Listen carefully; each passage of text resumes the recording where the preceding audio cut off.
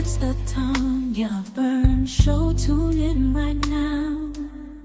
Like and share, our city needs that vow.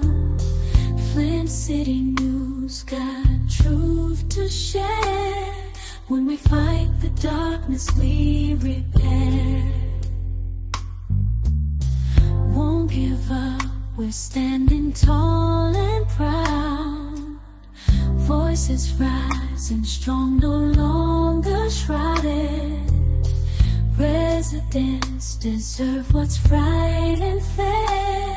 Together we can lift the despair. We fight, we win, we break the chains. Tongue your burns won't stand out in the rain.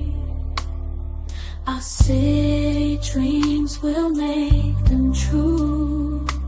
With every step it all renews.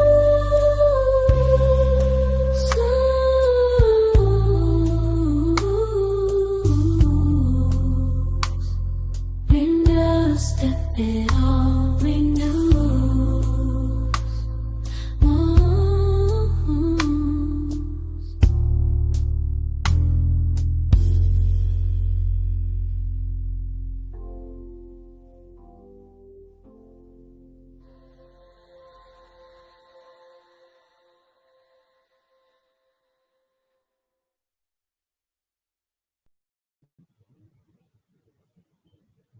Hey, good morning, good morning, good morning.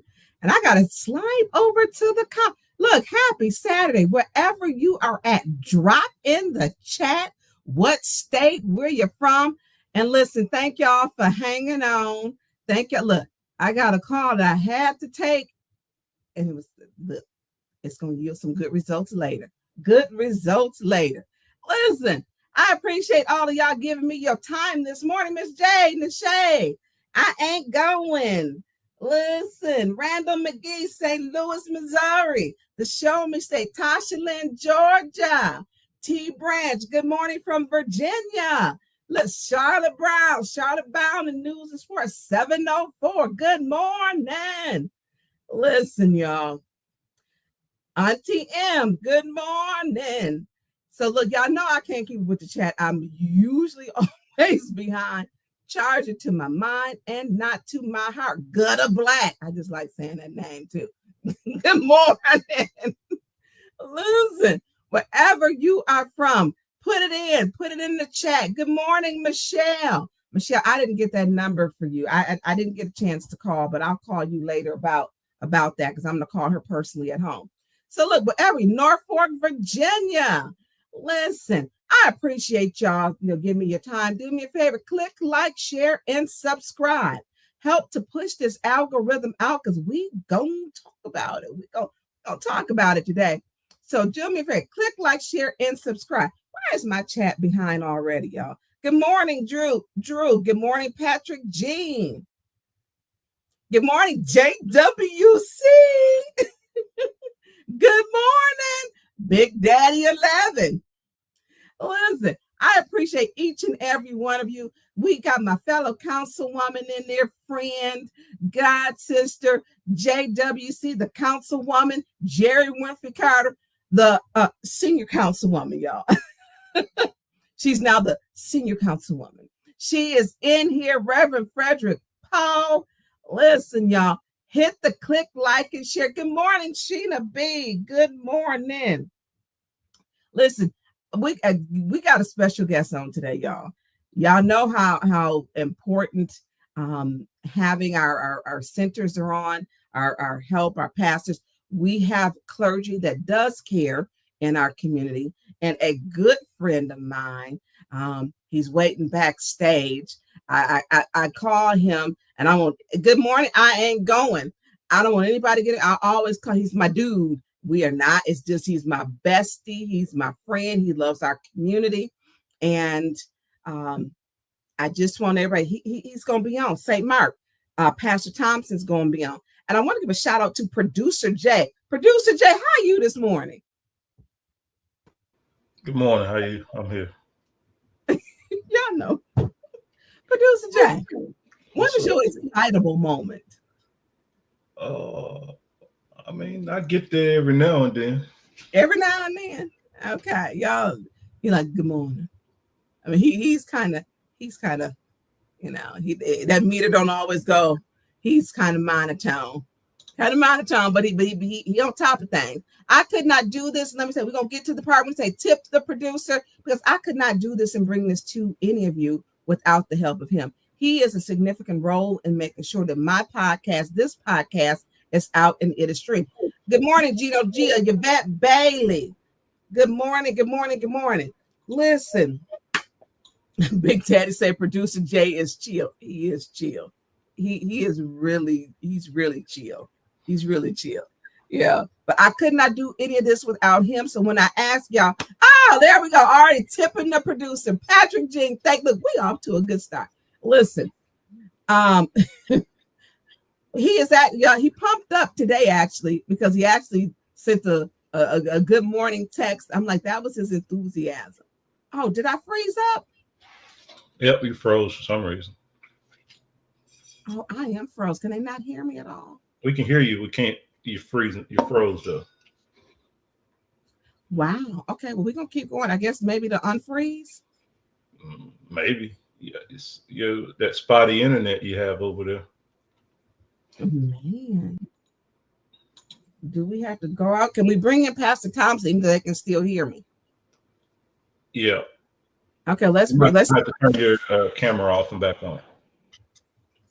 So that means go to look. Y'all wait with us for a minute. So do the stop cam. Yeah. Oh, it ain't letting me do that.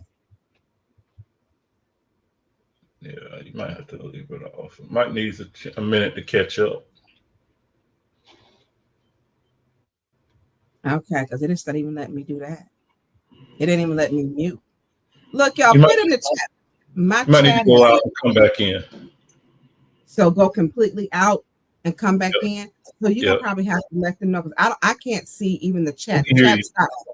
Okay, let's stop roll. Okay, I'm gonna go out and come back in. So go back in and click the what's the name?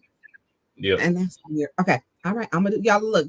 Bear with me. Hang on. Y'all know the show gonna be good. We starting to freeze already. All right. I'm gonna go back out and go back in. Do I need to do the leave studio?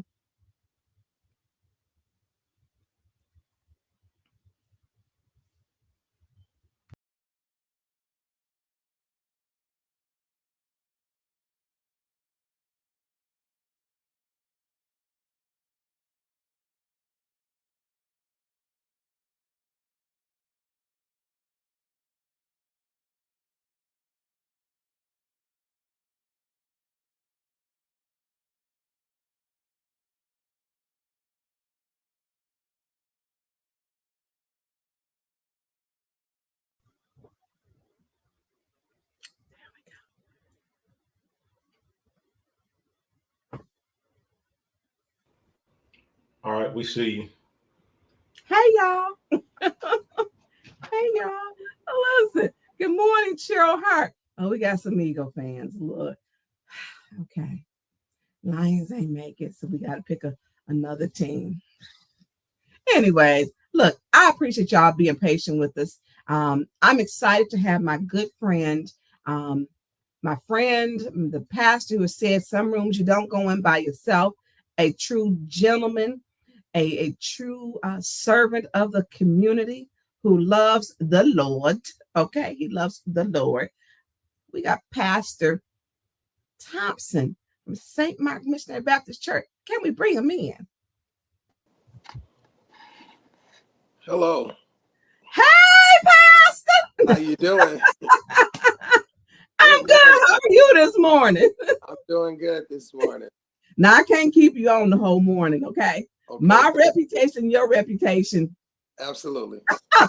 Because I'm going to go ask some folks that you're going to have to pray for. And I may, at the end, have to be one of them folks to pray for. Because we're going to talk about some things. But I want to talk about, because one of the things, when you wanted the food access, you serve in the community each week about how many people that comes through your food line?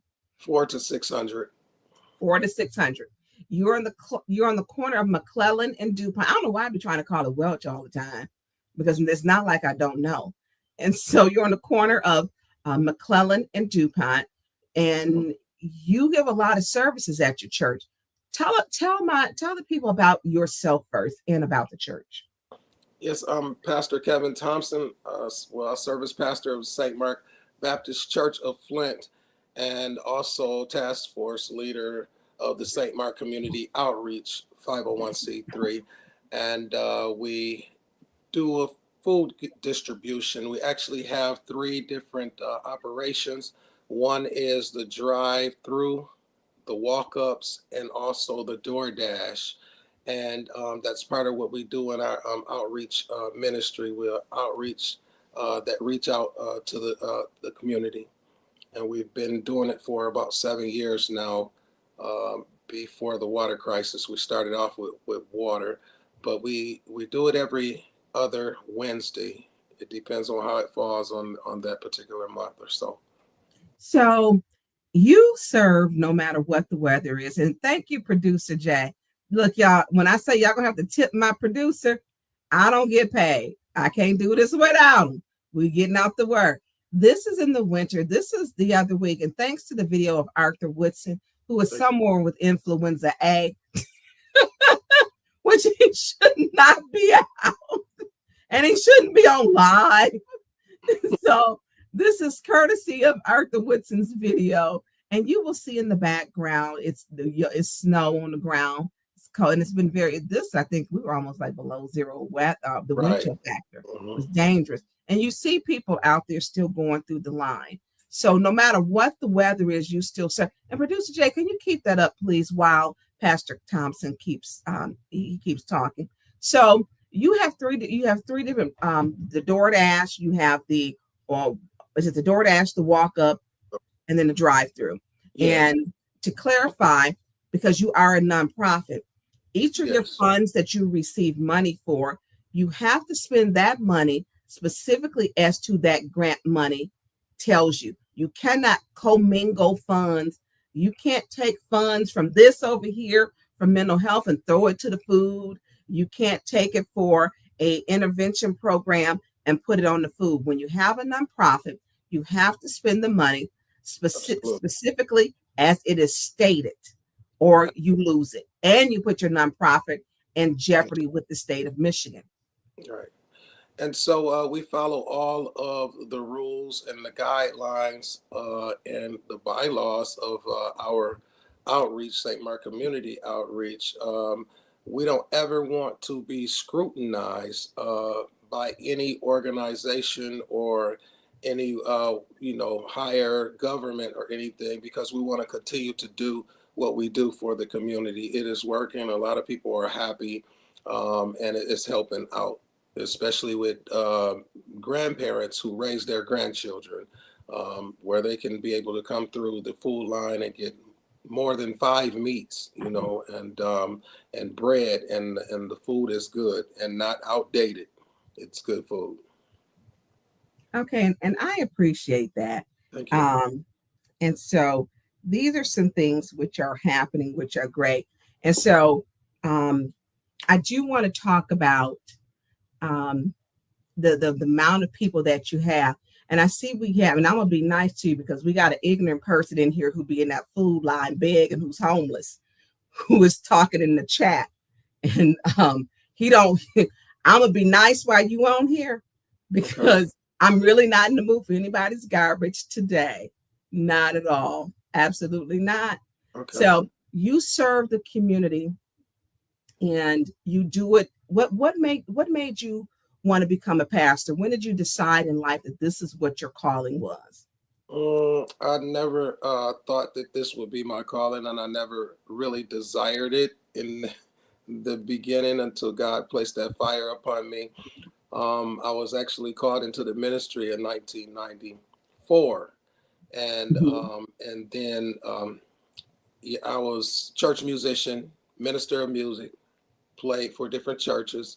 I was born and raised in this church, and then later, left. I got my education, Ended up playing for different churches in the community, and then I ended up back at my home church. It's just something that God would do, and so He placed it into my heart. Our senior pastor at the time, the late great Dr. J.S. Hopkins, he was our pastor, and he decided to retire. And when he retired, then the election and the designation and things of that nature happened from there. And so God been blessing us ever since. He's been blessing us as He blessed us before. So you play several instruments, is that correct? Yes, ma'am. Do you do a little bit of singing too? Yes, ma'am. Because I can't sing a lick. I I, I come from a musical family. There are a few of us who can't sing. But from a musical family, my sisters, Angie, my sister, Carrie, and quite a few of us, sings. And my sister Carrie, she also plays piano. So we're the only two piano players and the, keyboard players in the family. So, yeah. And many people don't know your sister was the first female deputy fire chief with the city of Flint. Yes, And so proud. yeah, So proud. absolutely. Yes, so proud of her. And now she's in Lansing, and she's As the the first deputy fire chief. Yes, she's amazing. And She is. so she did our city well. She did Absolutely, she did. as her heart is still here for the people. Yes. And I appreciate her service and appreciate what she has done and continue to do. And I know she's involved in many different organizations to where she has a voice in this community. And that's important. So the food program, what type of food do you serve? Because we see the line still going. What type of food is served? Is it healthy food? Because some people say, oh, this food is old food. I don't go through them. Tell me, because that's not what you serve. Tell us what you serve. Well, we got to understand that with the Michigan, Eastern Michigan Food Bank, that we don't want to give people canned soups and hot pockets and things of that nature. We want to give people some substance, some nutrition, nutritionist meals. Like we have turkey, chicken, pork chops, ham. We have shrimp. Sometimes lobster. I'm allergic to seafood, but what do you call it? The legs. Yes, them legs. What do you call them? Crab legs. Yeah. The crab legs. Crab legs. Yes. Yeah. So we have a lot of. I have a friend she's allergic to it too. Right. She can't have shellfish allergy. Right, shellfish allergy, and so I can eat fish, but I can't eat shellfish. And it's really iodine that's in it, and so we do have squash, potatoes, tomatoes, lamb, hog, chicken, greens, beans. No, we do. Actually, we have lamb chops. Now, do the people, when it's deer hunting season, I know I've seen some of them that give venison. Have you ever given away venison? At one particular time, we did have venison, but it was in jerky form. So really? Yeah, it was. They say that's really good. I don't eat. My grandfather marred me for life with animals because he hunts. Both of my grandfathers hunted, right. And he hunted deer, a possum, coon, squirrel, rabbit. I'm like, he ate from the land, right. And lived a very long life. He wasn't eating processed foods like we do. Well, that's how I was raised. I was raised off of coon. Oh, did you eat coon? I did eat coon. Yeah. I did. I just would like for them to when they give me take the head off or the teeth. There you go. There you go. Take the head off because the teeth, The teeth. So coon and rabbit, and of course my mother is an amazing cook, so she makes some good rabbit and rabbit gravy. So yes, and then some of my sisters and I were in the fields picking speckled beans, greens, and strawberries. Beans are good. Mm-hmm. Yep. So we were raised like that, and I think that the way the world is now, that we are going to be going back to that and start raising our own farms and our own crops. I think that's what's going to be happening now. So there is a need for that, and you It see a is. lot of community gardens. I don't know if St. Mark has one, but I know there are community gardens in many of the wards. I know you sit on the edge of a park. It's Iroquois Park that you Right. wanted to get a part of because to maintain it for the church. So you're always looking into the future. Right. Just look into the future. And I think you and I talked about that a few years back, that we wanted to place a garden there for the community because things, are going to get, or things has gotten bad right now. To just help the community when it comes down. Nobody should go hungry. Right. Food's going to be around, and I think that everybody should be able to have that. I do want to say that our children in our outreach center is a part of a program where they learn how to make their own salads and parfait and healthy meals, because we live in this microwave society, and we go straight to the microwave, grab a hot pocket or a pizza bite or something, and just put it in the microwave, and then that becomes dinner. And so this particular program in the St. Mark Community Outreach Center helps the children to cook healthy meals and make healthy choices. And so part of your access to food or helping to feed the community is making sure there's a healthy component. You come from literally, and then it's funny. I'm looking at people telling them yum, rabbit stew, and you know, making sure you're eating good. Right. Um, but that's a good thing. When you're concerned that you're not feeding, as you stated, a hot pocket. Mhm. So when did one of the things I have talked about, and you were watching at the time, we were talking during the council meeting about having funds for food. And so I have had with some of the churches that I work with, are quite a few. And you text me and you said, "Hey, I'm out of money too." Right. And it, Well, St. Mark Community Outreach Center donors, which are the individuals in our community, and of course, Meyer.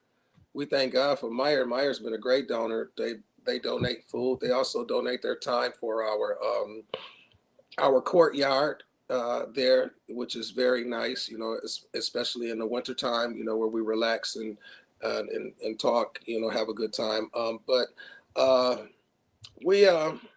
We thank God for those donors to be able to help, but it's been exhausting. We've been exhausting a lot of our finances in the church and in the community to keep the full giveaway going. So we want this distribution to continue on. what's a full giveaway? Because I know what it is, but I don't think everyone understands. Can you tell us what is a full giveaway? Well, our president, Deacon Carl Davis, and Agnes Napier does. It's a lot of work behind the scenes. You see the food that's out there, but then there's a lot of administrative work that you have to do behind the scenes. And so we have to shop for meat, and then we have a truck that comes, and the truck is about $1,000 a piece. And a lot of times we get two trucks, because we know that it's going to be wrapped around the corner. We have had so many issues as it relates to the parking or the line, because at one time it was going all the way down to Leet Street or Saginaw. Um, and then so they had to redirect them and put them on DuPont Street. And then so now we're on Iroquois Street. So we're wrapped around Rankin to Iroquois to McClellan Street. So King School is over there. And so we sometimes need more food. It's just a great need in our community. So we serve the well, we don't ask people for their address most of the time, unless we're directed by the food by the Eastern Michigan Food Bank, because we try to follow the rules as best as we can. But we see a lot of 48433 area codes. We see a lot of Grand Blanc. We got all the area codes. Everybody just come around, even in Fenton. So it's a need in our community and outside of our community here in Genesee County. So we do the best that we can to feed, and we have some wonderful volunteers. They get up at 6, and then some get up at 8, to come and volunteer. So it takes a lot of money, and it takes a lot of time and a lot of effort. But I thank God that the people that does it, they do it with a heart, with a spirit of excellence and love. So I'm grateful. So, and we're thankful for you. Mhm. So you ran out of money. The food. Tell us about when the help center, the funds ran out. I believe it was in September. Right. I think so. Yeah. In September, the funds ran out, and of course, we do what we do.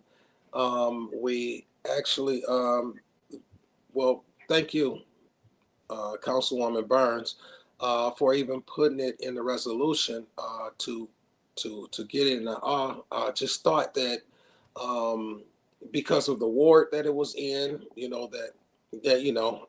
then because it was an effort for the city to be able to help each other, especially in times like this, that it would pass, and it did not pass in the first meeting. I think the quorum it wasn't a lot of people in the quorum, but of course, I just couldn't understand how that would happen, with money there to be able to help us, all of us together, because there are some people in government who also, utilize that distribution, or come to the distribution sites, either to help or to help themselves to food, because it's for everybody.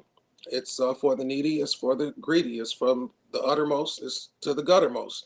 We're just here to do our outreach efforts because we are anchored in the community. Now, do you still give out water? We do not give out water. Our sister church, which is Bethel United Methodist. We love Bethel. Bethel loves us. We just knitted I to the love hip. Bethel too, Right. because that's We're in my knitted to the ward. hip. So I just Harold, gave them 15,000 of my ward money. But go ahead, you my guest. thank you. Uh, what's Harold Woodson, my buddy Harold Woodson. He's he was working the program at that time, and when the water crisis happened, remember when they were giving water out at the fire stations, which I didn't think that was Mhm. a good idea, because it was congested. It was a lot of people. Everybody was angry, and so we decided to give out water at St. Mark. And so Cher and all of the stars and everybody was sending water to us, and people came from coast to coast with 18 wheelers, and we was going almost every day, and so we had to stop it into 2 or 3 days. So at that time, Bethel was not giving out water. So we would send water to Bethel, and Bethel will send some food to us so that we can feed the volunteers. So it's a working together thing. It's a networking, and so we don't give out water anymore. But then Bethel started giving out water, and then we started giving out food as well. So So you work together with other churches yes, and other pastors, yes, because a lot of the churches that started stopped. They right. stopped. You didn't stop. You and Bethel continue to move forward to serve the community. You're there, whether it's rain, sleet, snow, um, Right. and what what is Mrs. Napier's title? She's elder. Elder She's Napier. Elder Okay, Napier. Yes, because she's look, she will work you. yeah, she will. And your good buddy Harold Woodson will work you too. Yeah, yeah, Over at Bethel. he will I work. can't get a break when residents come through that line trying to say oh no, she here to work, she here to work. I'm like, can I Mhm. get a union break? But Right. Elder Napier keeps your line going and making sure that she's serving the community. And I appreciate her. Um, and I want to make sure send a shout out to her, because she's so close to you and understands your heart for the community and Thank you. for the church that she serves and that you serve. And Thank you. so I want to always make sure we support those and let people and recognize those who do a great job, including yourself. So September it ended. Was it the end of September, I can't remember. It was the 1st of September. 1st of September. 1st And of so September. and so those funds were crucial to get. Mhm. You weren't getting those funds anymore. And so how have you been paying for these for the trucks? Because it pretty much goes back to the church, because your other grant funds have to be used specifically to what those funds are for. Mhm.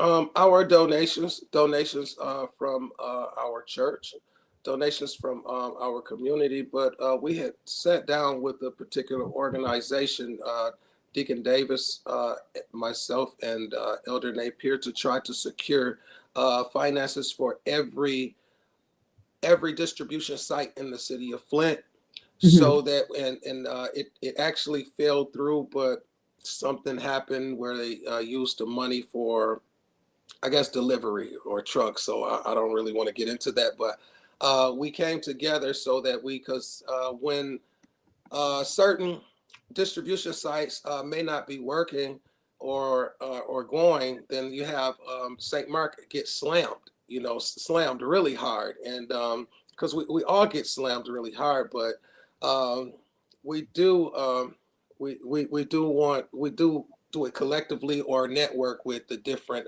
distribution sites in our community. And our other sister church, which is right down the street, which is St. Luke's. St. Luke is amazing outreach there in church, outreach. And That's so, where Councilwoman Jerry Murphy Carter works at. yes, that's Just right. so y'all know, that's Yes, where JWC works at. she is. And she is amazing as well. She's an amazing person. And, anytime you need to talk, she will talk to you and try to get some things done. So I appreciate Jerry Winfrey Carter, or JWC, as we say so passionately. We appreciate her as well. But we try to do all we can do for the community. And then not only just the food giveaway, but we also have our suicide awareness program and our at-risk kids program, which we call Kids Zone now. Our senior gathering program, we network with Commit to Fit.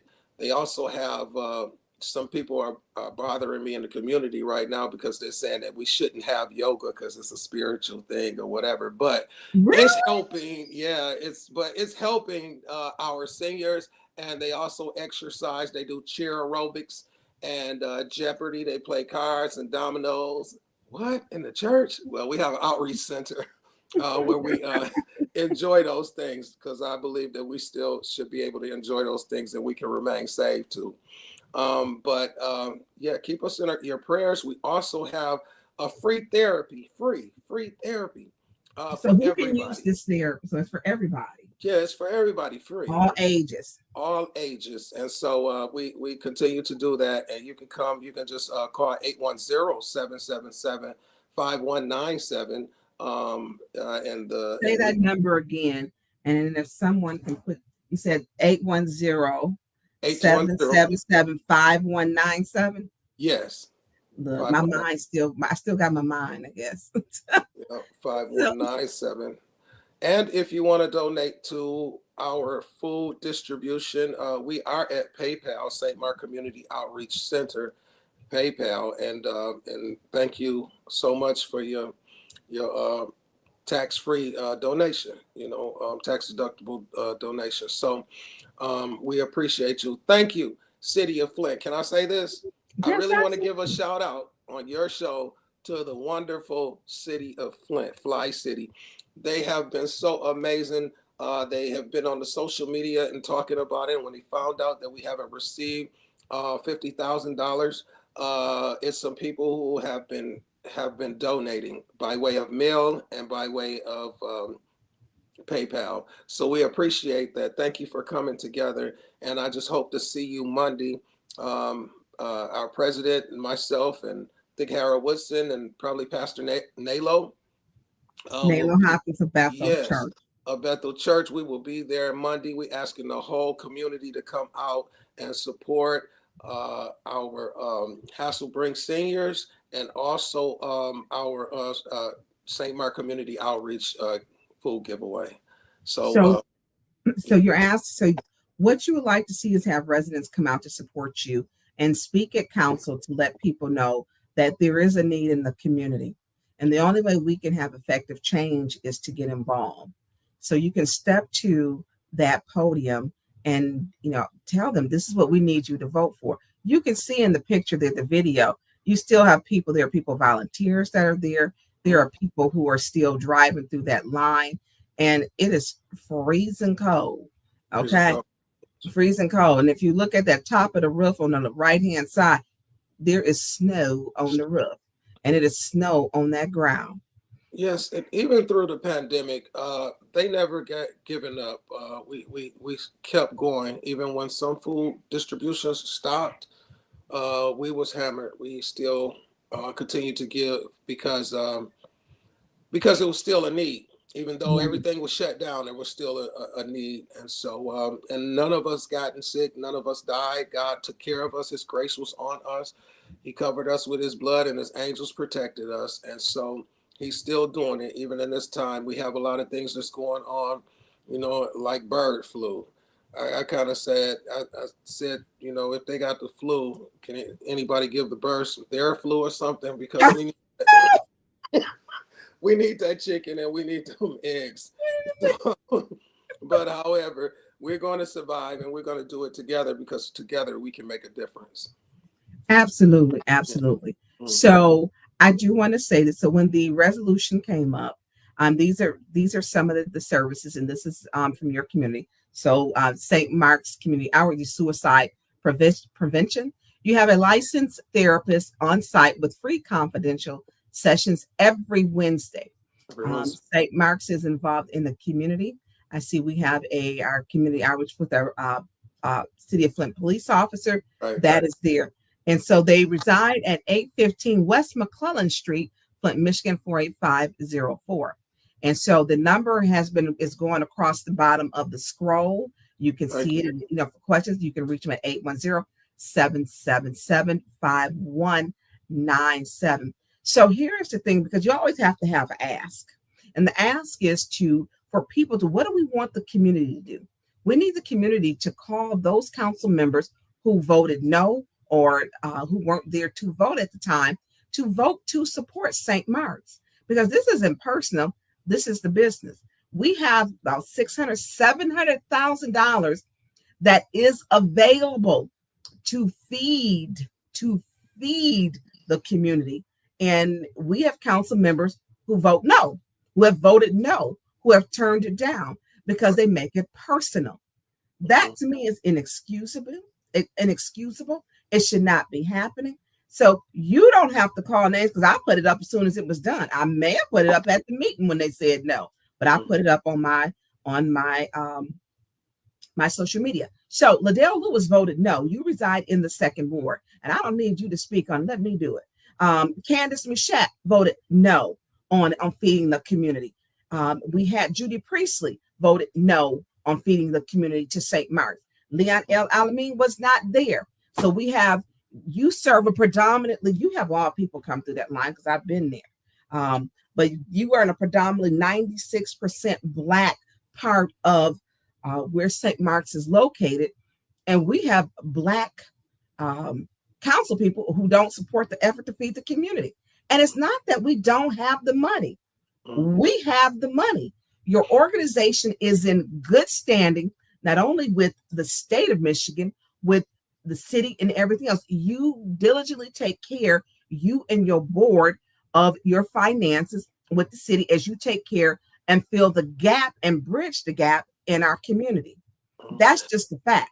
So we need those council members who voted no. Call them. Come to city council on Monday and tell them, Liddell Lewis, acting president, we need you to vote yes on St. Mark. Candace Machette, acting vice president, we need you to vote yes on feeding St. Mark. Judy Priestley, acting finance chair, we need you to vote yes on feeding St. Mark. And Leon and Alameen, you weren't there, but we need your vote to help feed St. Mark. It is crucial for the city of Flint and council to have the money and vote no to feed the community, that speaks to their integrity and their character.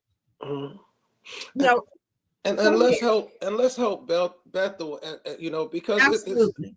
Please, because it's important for us to. Right now, we're in a position in our community, in our city, to become a beacon light unto the world. So we are in a position. God has set us up. We've been through a water crisis. We've been through COVID, and we're still standing. So that talks about our resilience. That talks about how strong we are. I am told that in the chat that there is. Can you kind of explain what you explained in the beginning about grants or about monies received? Because there's someone in the chat that said there's 1.5 million. Someone is talking in the chat. I don't know who. I didn't want to really get into that because people will confuse something.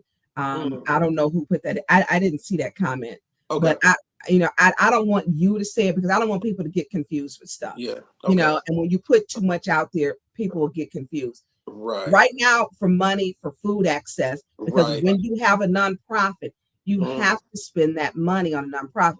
That's all I wanted to. Yeah, I want you to reset that, because whatever is allocated towards whatever is allocated, that's what we have to do.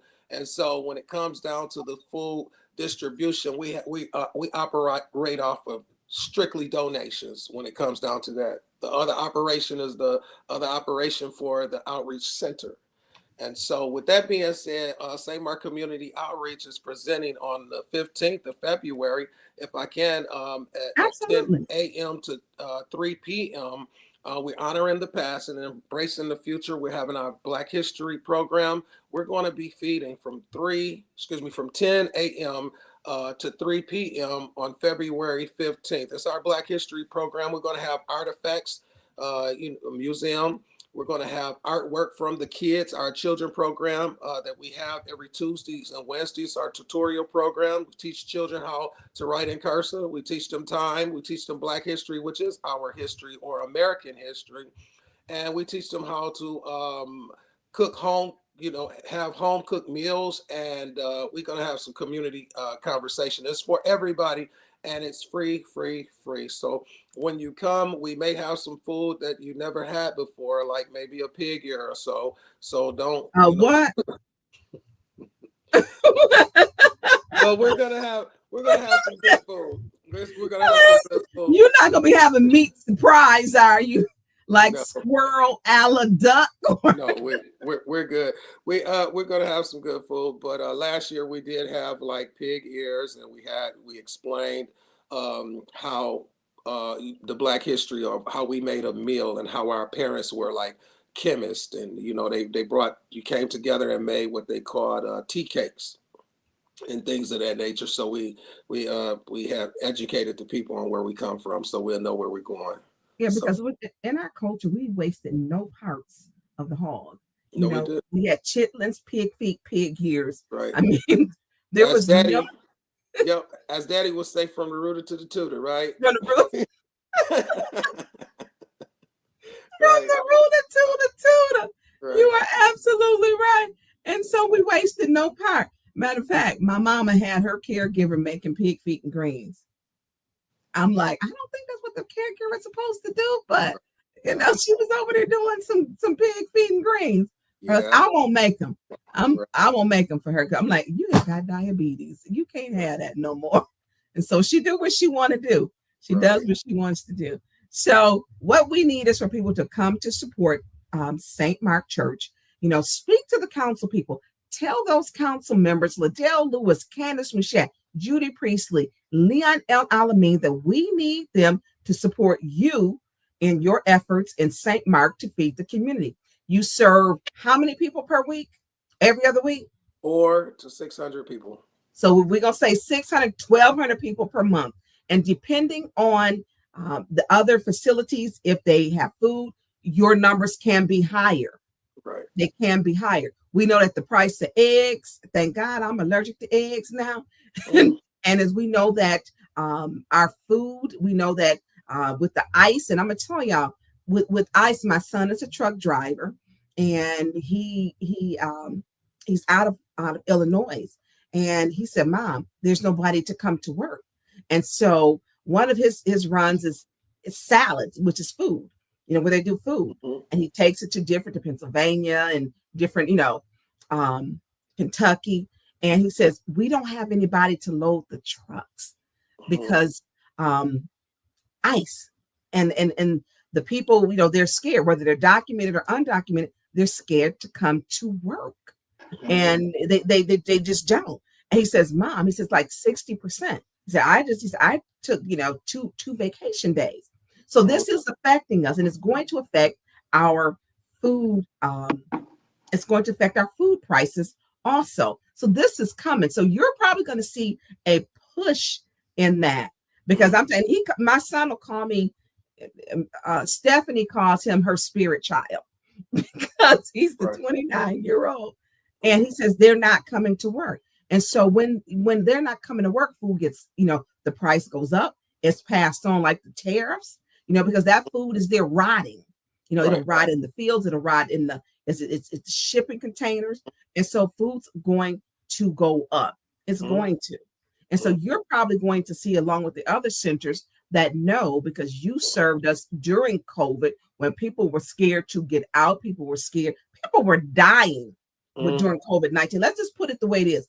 Your church stayed there to help you and Bethel. That is why I push hard. I go hard for you, because I understand what you did. You kept our community going.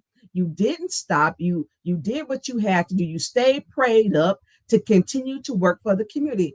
And thank you for what you have done and what you are doing. Because some churches closed their doors. Some of the mega churches did nothing. Well, I believe that the church itself, St. Mark Baptist Church of Flint, is the organism. It's the living body of Christ, and the organization is the St. Mark Community Outreach 501c3. I believe that when the doors of the church are closed, that's a bad thing, because when I was taught when I was younger, it says the doors of the church are open. You know how the preacher get up and say the doors of the church, benediction. The doors of the church should always be open, and and not just going to worship on Sunday morning, but what Jesus did was he went to the people. He wasn't always in the synagogues. He wasn't always in the church, but he went out to the people. And so I believe that the people of God need to do that instead of just, coming to church on Sunday morning just to worship. I think the works happen throughout the week. So Monday, through Sunday. Okay. Sunday, Monday, Tuesday, Wednesday, Thursday, Friday, Saturday. I believe that this is what God has called us to do. And the rest he'll set in order when he comes. So in other words, church is every day. Every day. Every day. Okay. Right. And you don't have to dress up. You can put on a sweatshirt. Our church is that church. You can come and do you have sweatshirt day at your church? We do. Well, it's kind of almost like every Sunday there, because we reach everybody. People come. So if I come there with my pink Nikes, I have never. You know what? I have never worn pants to church. I'm old fashioned. I've never worn pants. Okay, so it'll mess up your salvation, huh? You ain't saved no more. But that's what it used to be. It used to be where we used to dress up all the time or whatever. Yeah. We dress pretty nice. We have those who are in suits. We have those who wear sweatshirts and jeans and pants and things of that nature. But that's the type of ministry that we have right there on that corner. So it's literally come as you are. Absolutely. Because I came to Jesus as I was. I was weary, wounded, and sad. But I found in him a resting place, and he has made me glad. Come as you are. Amen. Amen. Come as you are. Amen. So our motto is a lot of prayer, a lot of power, a little prayer, a little power, no prayer, no power. And at St. Mark Church, and our outreach motto is we are anchored in the community. And so we ask that you pray for us as we embrace the next dimension and operate with a spirit of excellence and move forward in the things of God. Councilwoman Tanya Burns, thank you so much for working in every ward, for working in this county, working for, you just, my heart goes out to you because I don't understand when you get rest, because you always moving. Thank you, Councilwoman JWC. Also want to thank God for that wonderful guy. His name is Jonathan Jarrett. He's a cool dude. And Fife, man, you're amazing. So thank you all, Big Fife, right? Thank you all for what you do. And let's just keep doing it. We're gonna keep on moving regardless of so I want people to make sure that they come Monday to support you and to support Bethel and in the effort. So that is our ask, that the people come out and support and step to the podium lecture. If you want change, you got to get in the game and you got to let them know. They have put it to the point, well, council don't get anything done. We are not behind on any agendas. We're not even behind anymore on picking the third ward person because somebody got 5 votes. But we're going to leave that right there. We're going to pin that one. So we want people to come to make sure that they share their, why what you do is so important, why what you do needs to be supported. And we've got hundreds of thousands of dollars that they're just voting no on. They're allowing the community to go hungry, and there's money there to feed the community. There's money there to feed the community. Right. And that is where we have got to understand that when we have elected officials, politicians who are really saying, because I may have whatever, I'm not going to do it. The community is everywhere. And then actually one of the people who voted no has been through that line. I was watching that video before. And so when you cut off your nose to spite your whatever it is, it's not right. We have got to, this is set everything aside. You serving 1,200 people a month who need it. And it's a big need. And we know that as things are changing in this country, your need is going to go up. You cannot commingle funds. If you get something for outreach, if you get something for the children's program, you get something for therapy, you can't take therapy funds and put it on the food program. He ain't got no money. He's getting surviving on donations. The church is surviving on donations. So we need you to support the food program because he's feeding the community. I know for a fact that the food, when we talk about as it's being transported, there's nobody to load the trucks. People are scared. People are scared to go to work all over. What do we think this summer is going to be like?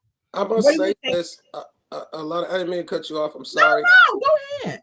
But I do want hold on. to Pat, producer Jay, I just want you to recognize Pastor Thompson cut me off. But go ahead. No, I'm just saying with you. So here in our community, we have a strong, whereas it used to be the east side of Flint, it's also the north side of Flint, or in the second ward. I know of Latinos, and it's a lot of them that's there, and we serve a lot. It's just something that this particular, the Wednesday before last, it wasn't a lot that came through the line. Some, but not a lot. But I do want to say, for the efforts and the dedication that Arthur Woodson, he makes sure that people in Slidell and other senior places get food. Sometimes he'll load his truck up, and so he's been with us from the start, trying to keep it going. And so we appreciate him, but we're praying for him because he is sick, and I hope he's home resting. No, he ain't doing that. Good ain't doing that.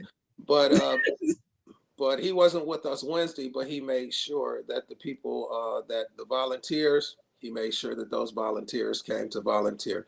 And I appreciate that. And also, I just want to say to the community, come get some food, come get some meat, come get some vegetables, come hang out. It's not, some people say, oh, somebody else might know. We're all in need now.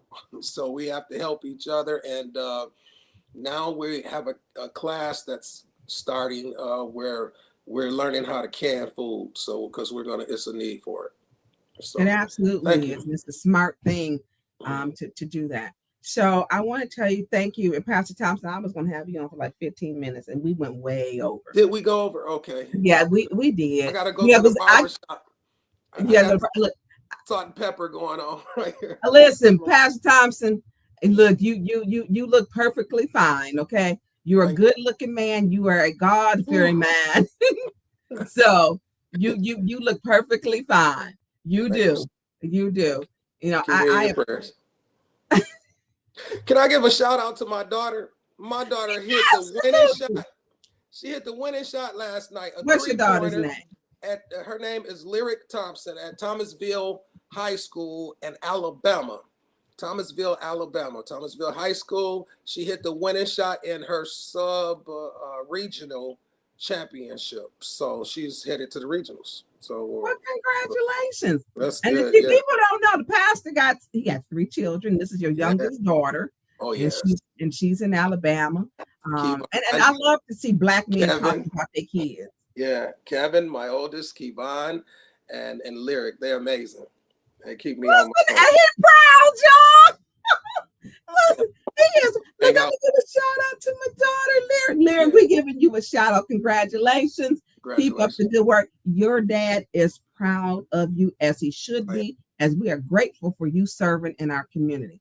So you are going to be there Monday. We're asking for support. We need to ask those council members to vote yes for the money for St. Mark. Those funds, we want to clear up any misinformation or bad information that may have been put out there. You do not have no 1.5 million for food. It just is not there. And that money has not even been received for the programming yet that you have. It has not been allotted to it, but you are still moving forward by the grace of God, not letting anything deter you, which is what you are. You stand, you're a man of faith, and you're standing on your faith. So I appreciate you, Pastor Thompson, as we get into something. Okay, y'all, look, my friends on here who want everything to explain explain. You're not listen. You know, my friends been friends for like forever. We got whoopings together. Michelle done got some whoopings with me when we were little girls. Explain how rules work to speak at the council for those that don't know. Okay, well, they make up the rules, Michelle, as they go. They go. If I mean that I don't know how you want me to answer that. You got to fill in if you want. Oh, you got to fill when you walk in the door. There we go. Here we go. Fill in the when you walk in the door through council chambers to the left. There's a box. Fill it out. Check which meeting that you want to speak at. Thank you, Michelle. My girlfriends call me out. They don't care. They will never say, "Look, you know they gonna keep me together." Fill out to the left. Fill out your name. And you don't have to sign it, but you have to fill out your name. Check the box and put it in the box. Make sure you check the boxes for which meetings you want to speak at. Make sure you do that. Make sure you do that so that you can speak. So we asking for everyone to show support for St. Mark's and Bethel United Methodist Church. Bethel's pastor, Nolo Hopkins. Dad was the minister with the pastor at St. Mark's. Grandfather. Woo. Yeah, that's all right. I did too. Well, see, that's how you tell I ain't got no sleep. So he was the grandfather. So I do want to say we appreciate you for all your efforts, and we want the community to show up to ask those council members to please support St. Mark and Bethel and let the people know how important it is. So anything that you want to close with, Pastor Thompson? I don't know. Should we be, you know? Psalms 37 said, if you would delight yourself in the Lord, he'll give you the desires of your heart. And again, later, as I said in another podcast, that David said, I once was young and now I'm old, but I haven't seen the righteous forsaken, nor his seed begging for bread. God is going to always take care of us. Flint, we are a rock. Flint, we are a spark. Flint, we are strong and we are resilient. So I pray for everybody that everyone will be protected, that everyone will have good physical health and spiritual health. But let's all go together and go with God, and let's go to another level in this community, and together we can make a difference, and together we can change our situation. So God bless you, and thank you, Ms. Burns, for having me on. And also, I want to say congratulations to Miss Beverly Biggs Levy in winning the vote. So I just had to put that out there and just say congratulations. God bless you. Thank you, Pastor Thompson, and God bless you too. Love you Look, too. I'm gonna drop you down, but that's our next segment we get ready to go into. And so please stay on if you can in the chat and pay attention to support Pastor Thompson. Pastor Thompson, again, thank you for coming on, being my guest. Everyone, please be there Monday to support. And I appreciate you. And amen, amen, amen, amen, and amen. Because I'll be glad when we get back to having pastors pray, not the city council pray at city council meetings. Right. Okay. Amen. Amen. All right. Thank you, Pastor Thompson. Producer Jay, thank you, sir. God bless you. I know none of this would be possible without the producer. Producer Jay, you have been Johnny on the spot. You put up the video before I actually put up the resolution.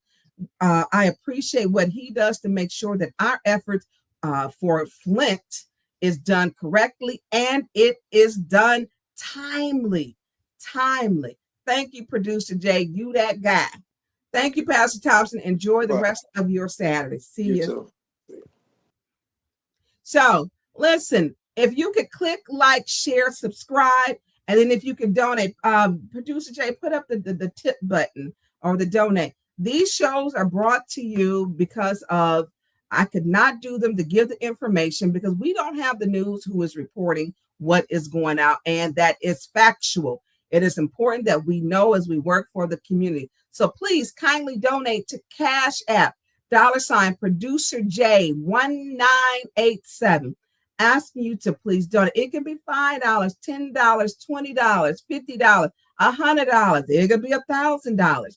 Whatever you donate is greatly appreciated. It allows me to function, to do this. I could not bring you what the need in the community is without having someone to do the show. I need a producer. There's a lot of moving parts. There's a lot of research. Because I thank you, Sherry Allen. I appreciate you. Thank you. You know, we appreciate Patrick Jean earlier.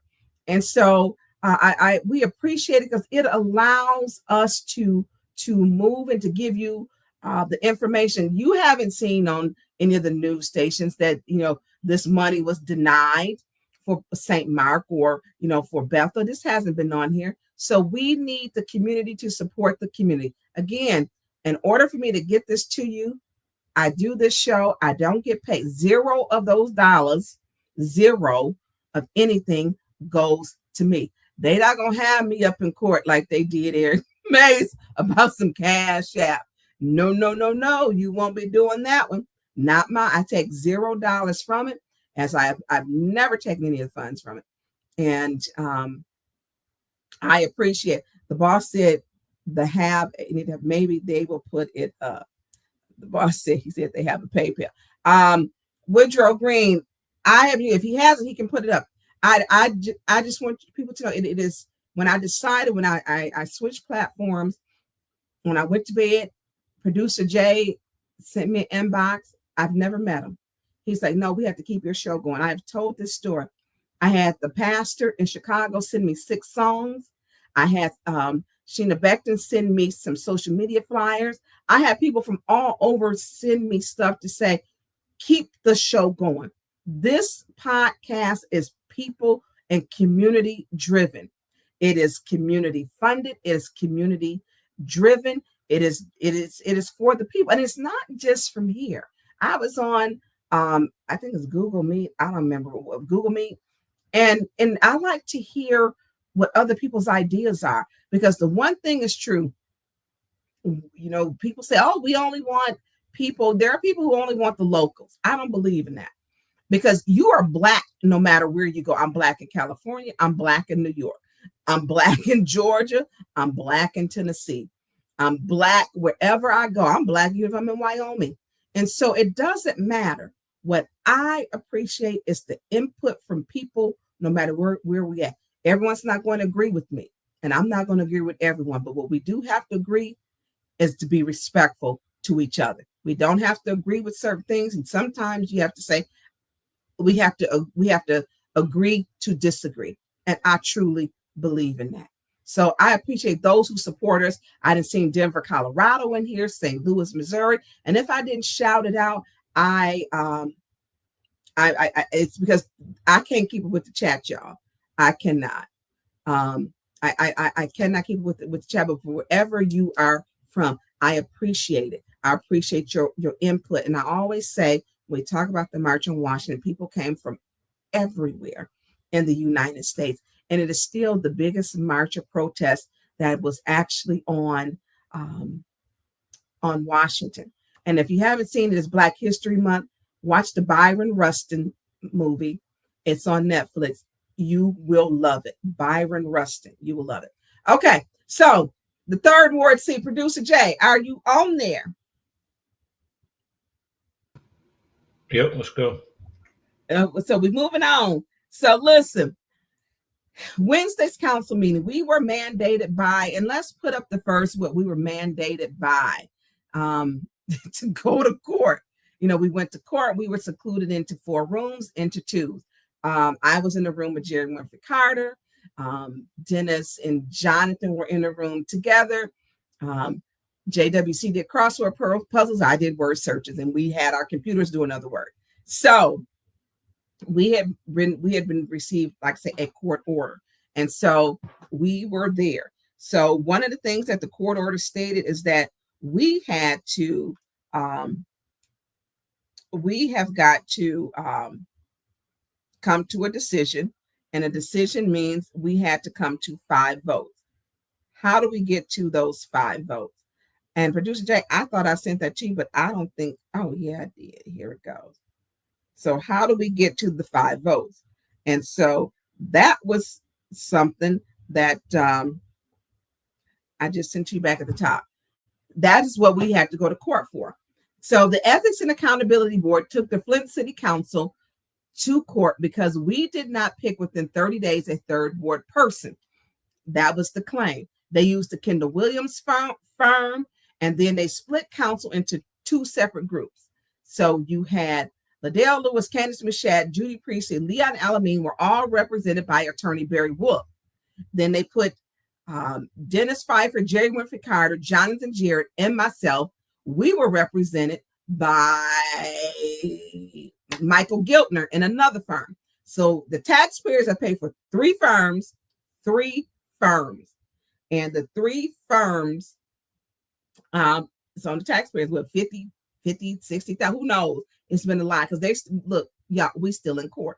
So the goal of it was, number one, I know Producer Jay, I sent it to you. Can you put it up so they can see it, please?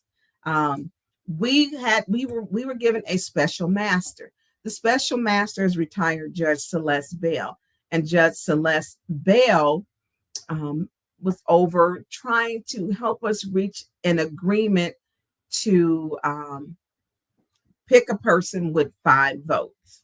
And so that was her job to do that. See if we can reach 5 votes. And y'all, we did. But then there were some discrepancies. And let me tell you, that's the document. So because I don't want nobody telling y'all like I don't know what I'm saying or doing. So that is the document where we had to reach at least 5 votes. And so in this document, I'm going to read what it says. And so that was the breakdown or the summary of it. But in the document, I'm going to read it to y'all because that writing is a little. So, yeah, look, you gotta be able to move with this stuff. So this is the court date. So what the order is State of Michigan, Genesee County Circuit Court, the City of Flint, and Exit Accountability Board versus the plaintiff, and the plaintiff are the council members, Judge Honorable Elizabeth Kelly. So the order appointing special master and requiring defendants to engage in resolution process. President Elizabeth Judge Kelly, Circuit Court Judge, says it is hereby ordered, effective January 2nd, Judge Les Bell is appointed a special master to oversee and mediate the process outlined in this order. The special master is the agent of the court and shall function as the court's representative and on behalf of any party. The defendants will cooperate in good faith and engage in the process outlined in this order to reach a proposed resolution selecting an appointee to serve third ward council person for the Flint City Charter Section 2-4. The special master will serve until the expiration of the court's jurisdiction or until the court terminates the appointment, whichever is earlier. The special master is authorized and empowered to hold mandatory conferences and to compel the attendance of defendants and counsel as necessary, including selecting the time, date, location of the conferences no later than the week of January the 6th. Number 5, the special master is authorized and empowered to determine the procedural rules by which all parties engage in the process. 6, the special master may engage in ex parte communications with the party. Number 7, the special master may file interim reports. And so basically, we were ordered to go and do this to reach 5 votes. So, you know what, y'all? We reached 5 votes. We did. Now they would lead you to believe as we gonna watch them videos and we gonna do it together. My thing, I've always stated that what I want is for the people to choose who they voted for.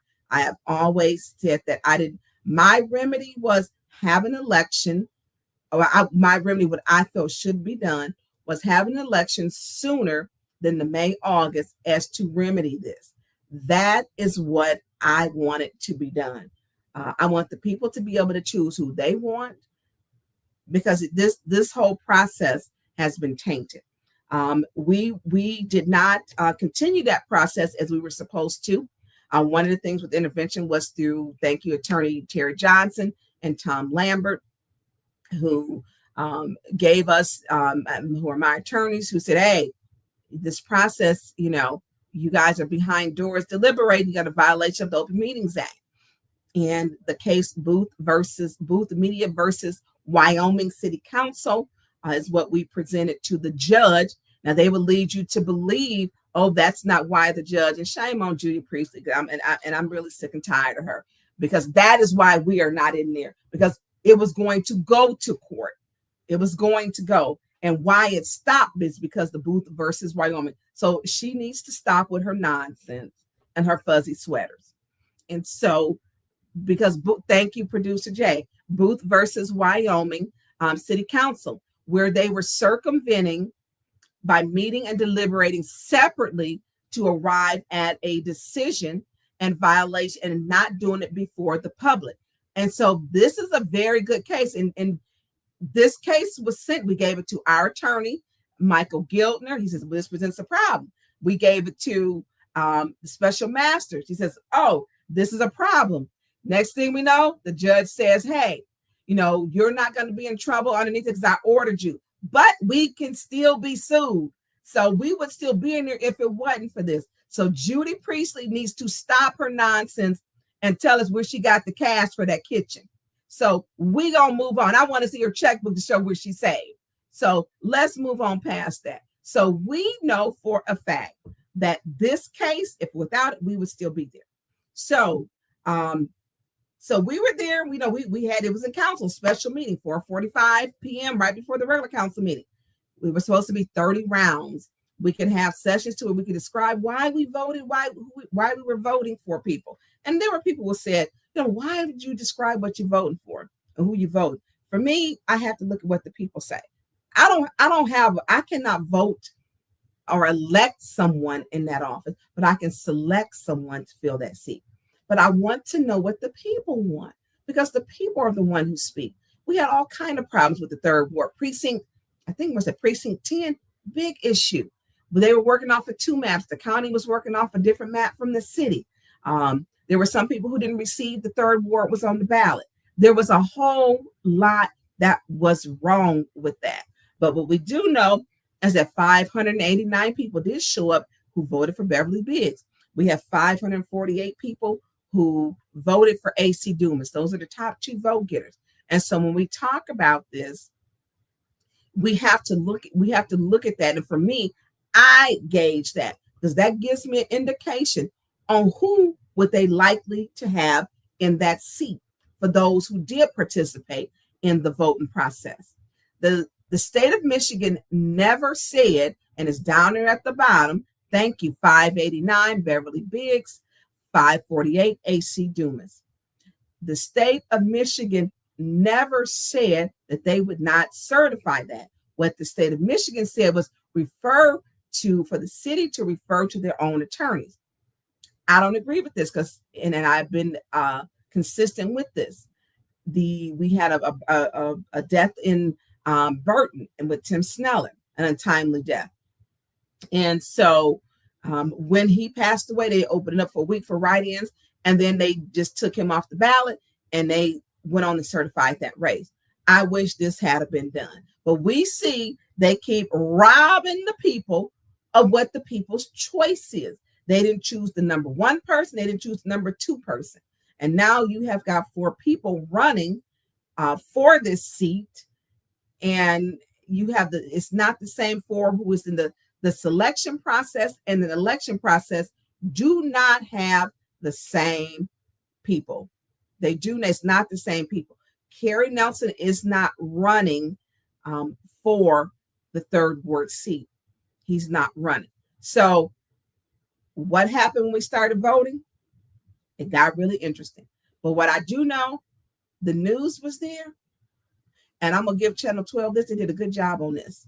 Channel 12 did a good job. So we have, thank you, we have Biggs Levy received 5 votes. Nelson received 3. And then there's the breakdown. Leon voted Beverly Biggs, Winfrey Carter, Biggs Levy, Burns, Biggs Levy. Pfeiffer changed his vote before the count. He had actually asked the clerk. So Pfeiffer, Biggs Levy, Jared, Biggs Levy.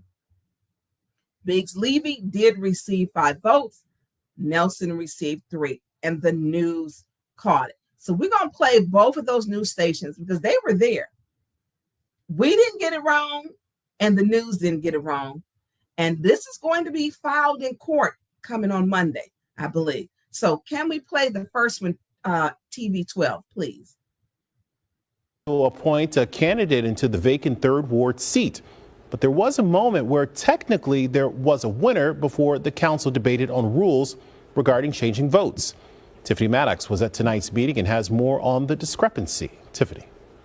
Matt, while this special meeting put some stipulations on voting for a candidate, there was a moment where Beverly Biggs Levy did have the 5 votes needed for the vacant seat. However, some council members challenged the vote, causing a debate over if the vote could be changed. Mr. Pfeiffer? Dumas. Mr. Alamin? Ms. Biggs. Tense moments during the final round of voting for a 3rd ward council candidate. In the final round, 1st Ward Councilman Leon L. Alamin voted for Beverly Biggs Levy, prompting Councilman Dennis Pfeiffer to change his vote from AC Dumas to Biggs Levy, which would give her the 5 votes needed to fill the seat. Mr. Pfeiffer asked to change his vote before I started. And he was trying to get your attention to change his. No. Biggs Levy won the popular vote back in November. We got to 5 votes, which is what we were supposed to do. It has normally been once we call roll call, you can't stop the vote. But roll call was stopped after the council members say El Alamin was coerced into changing his vote. I did not hear Mr. El Alamin. Mr. El Alamin, did you want the floor? That's not the point. Did not call for the floor. Tonight's special meeting came with instructions on the voting process. The council could vote, but for no more than 30 rounds or 1 hour. After reaching round 15, each council member had 3 minutes to talk about the candidates. But after the debate, Clerk Davita Donahue allowed the vote for El Alamin to be changed. But according to some council members, it wasn't a fair move. Tonight, the 7th Ward Councilwoman intervened with the 1st Ward Councilman's decision. Now the council will have to continue their voting process for the vacant seat, so someone will represent the 3rd Ward until there's a declared winner after the August general election. So 3 candidates now that include Beverly Biggs Levy, A.C. Dumas, and Rich Jones are on the May ballot along with Third Ward Ambassador LaShawn Johnson. The 2 candidates with the most votes in May will go head-to-head in the November general election for the seat. For ABC 12, I'm Tiffany Maddox. Y'all, shout out to Tiffany Maddox for her story in Channel 12. She was there, and she's been there. She's there, and she's actually got a baby due, so she's going to be a new mommy soon. And so when we look at it, the news got it right, and it wasn't just her news station; it's another one. Roll the tape. Special Flint City Council meeting to fill the 3rd Ward seat left vacant by the late Quincy Murphy ends in controversy after an intense voting process. As Mid-Michigan Now's Andrea Flores tells us, what appeared to be an agreement turned into getting back to square one. The meeting, called by Flint City Council Vice President Candace Mouchat and Finance Chairperson Judy Priestley, allowed up to 30 rounds of voting or an hour to select a new representative. The word that makes him the perfect candidate for an appointment, to be a placeholder, while the other candidates go out there and talk to the residents. She is fully immersed in the 3rd Ward, and that's why I continue to vote. After several rounds of voting, one of the candidates, Beverly Biggs, received 5 out of the 8 votes. But then came a moment that sparked outrage. Ms. Biggs. Madam Chair, Mr. Alameen wanted the floor. He did not request the floor. He didn't request the floor. First Ward Council member Leon L. Alameen defended his decision to change his vote from Biggs to Carrie Nelson. Trying to change my vote. As I spoke to Ms. Davina, she was looking down, but I was trying to get her attention to change my vote. I just want to clarify that. That decision changed the course of the meeting. We need to get to those 5 votes, and we did. And then the person was coerced by someone else to change his vote. Second Ward resident James Moore echoes the councilwoman's frustration about El Alameen's change of heart. I felt that he had the opportunity to be able to change his vote, and they spent over 5 minutes trying to figure out which way his vote should go. It should be his vote. He's the elected official for the First Ward. His word should stand. The 3rd Ward seat is still without representation, and another special meeting will be called to continue voting for a new candidate. In the studio, Andrea Flores, Mid-Michigan Now.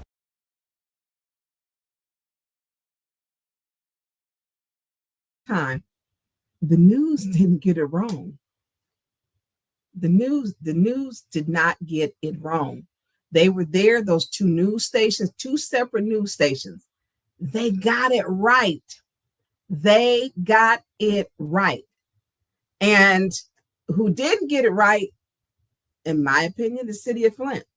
So can we put up the rules? Because we've got certain rules.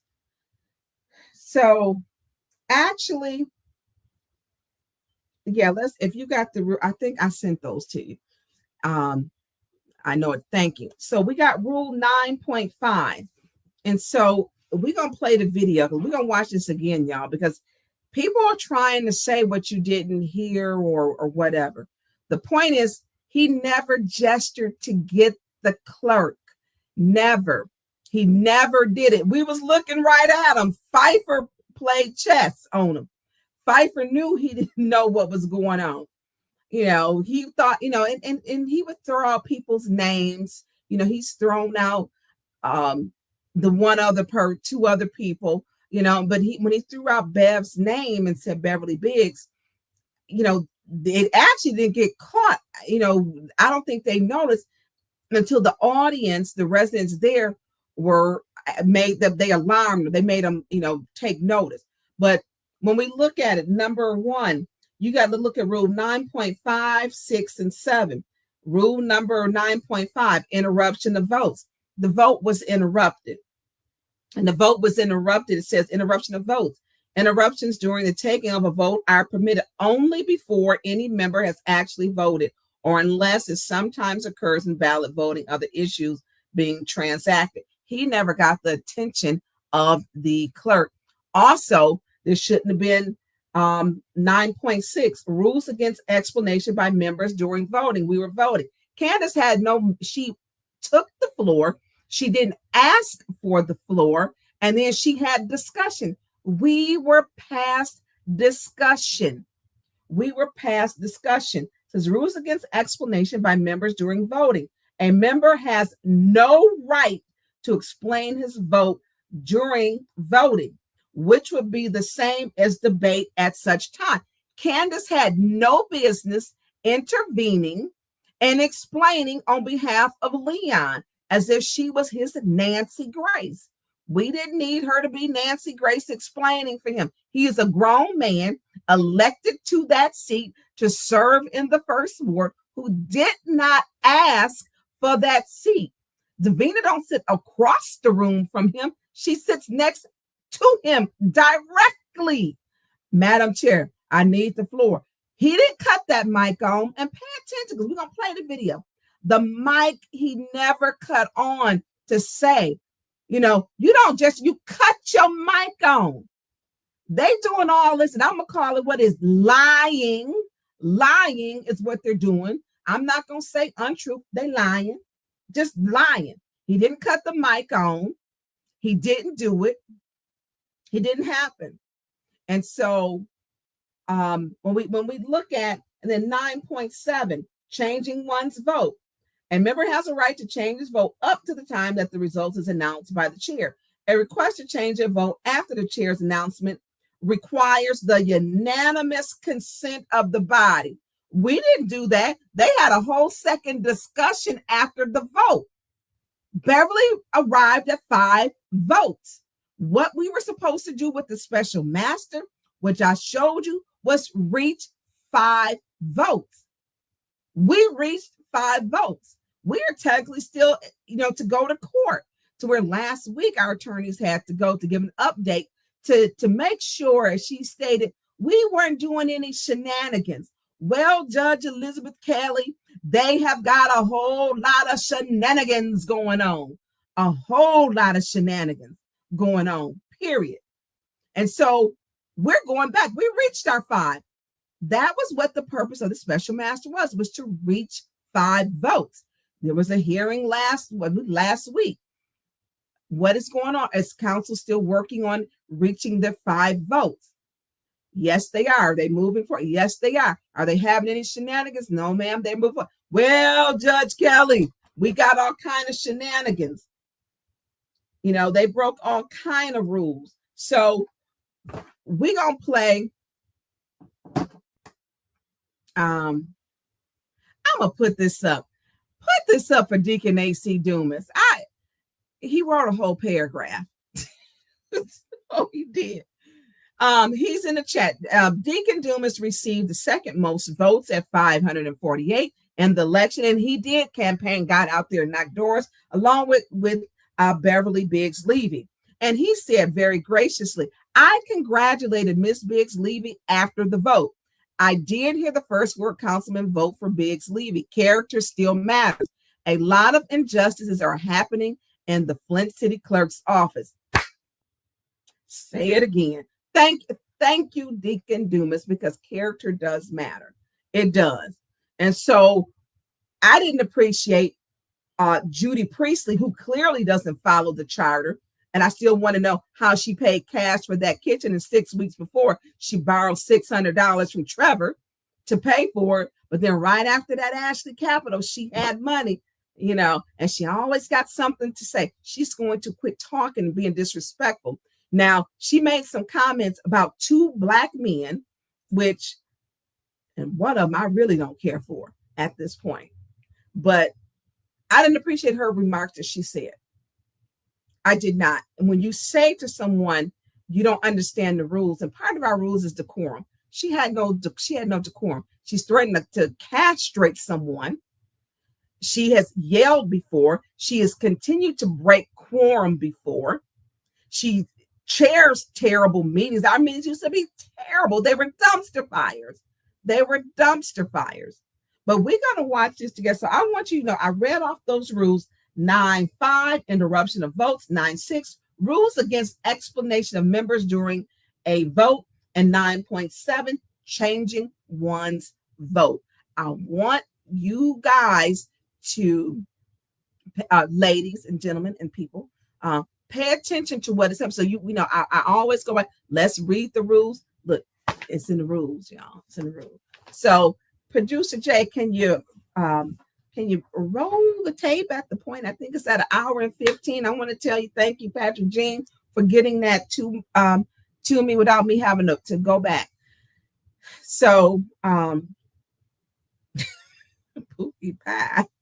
Told that the results wouldn't even be announced. Those voices were not heard. We don't know where those voices would have gone. And more importantly, what we do know is that the undervotes was more than whatever other vote you're talking about someone else getting. So if we're going to paint a picture, paint a full picture. And the full picture is that election did not happen. Those votes, unfortunately, did not count. And the undervotes were far more than any vote that we want to claim as the top vote. Mr. Nelson is the best choice to sit here, help us get this work done, and be respectful, and also be professional and already know what we're doing. Thank you. I yield. Okay, so with the last 5 minutes, we will return to the rounds per the parameters of this meeting. Round 16, we start with Ms. Mushat. Carrie Nelson. Mr. Pfeiffer. Dumas. Mr. Jarrett. Mr. Al-Alamin. Ms. Biggs. Ms. Lewis. Carrie Nelson. Ms. Priestley. Ms. Winfrey Carter. Biggs Levy. Ms. Burns. Biggs Levy. Madam Chair. It's 3 votes for Mr. Nelson. Madam 1 Chair, for I'm Ms. going to change my vote to Ms. Biggs Levy.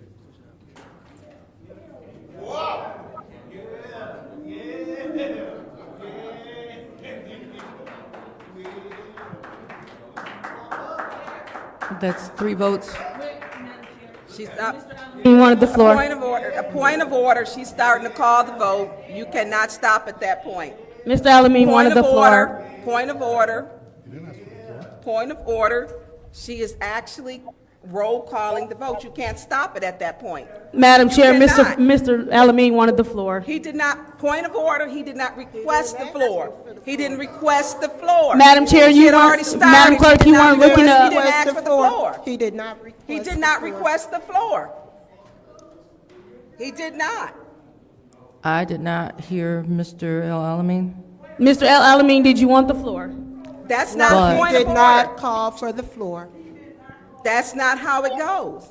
Madam Chair, he should have the same opportunity that Mr. Pfeiffer had. The fact that you didn't hear him or catch him is not fair to him. Point of Mr. order, I was Mr. looking right Pfeiffer. at him and she's sitting right next to him. He didn't ask for the floor. Mr. He Pfeiffer. did not. Mr. Pfeiffer. Please. Mr. Pfeiffer asked to change his vote before I started. And he was announcing the trying roll to call. get your attention to change his. No, I was looking right at him. He was not. I did Mr. not- Alamin. No. Asked for the floor, and he didn't. He did not. Madam Clerk, finish the roll call. We were trying to get your attention. Who is we? I literally was doing this. No. Mr. Pfeiffer. I don't have to lie. You can look back at the video. I was literally doing this. Mr. Pfeiffer spoke out. Right, and then he was trying to, and that's why I was pointing at him and you did not look up. Point of order. But he didn't say anything. That is a lie. That is a lie, and neither was he No, gesturing. that's a lie. Let's finish Madam the roll Clerk, call. Madam Clerk, Finish the roll call. Madam Clerk, finish the roll call. Madam Chair, finish the roll call. Finish counting your votes. Finish saying what you're going to say, Madam Clerk. Get ready to get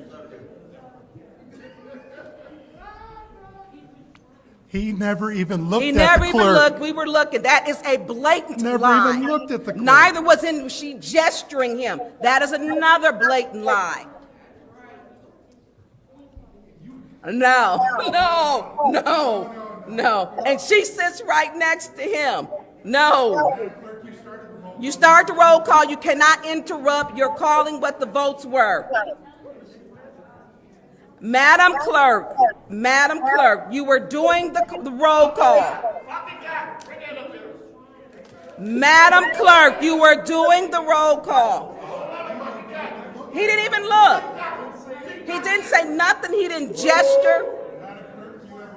You have a job, Madam Clerk, to finish the roll call. Please finish the roll call, Madam Clerk.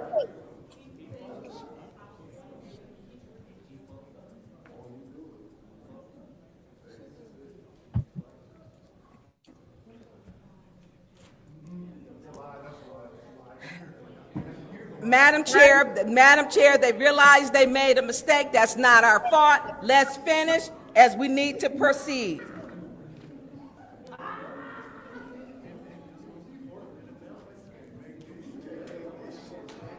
Madam Clerk. I am trying to come to a resolution, so. There is no resolution at this point, but to roll call that vote that we have Point of order, point of order. State the vote. State the vote. The point of order is we have colleagues that are blatantly yelling out at the clerk while the clerk is deliberating among, so that's I got a point of order. I asked for the floor.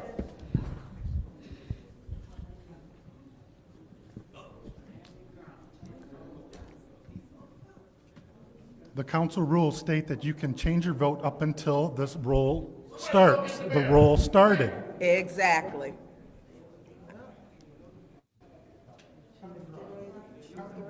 It's cut and dry. That's what the rule is.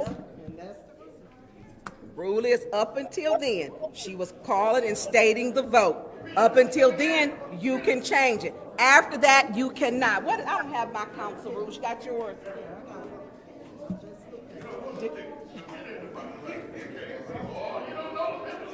Messed up.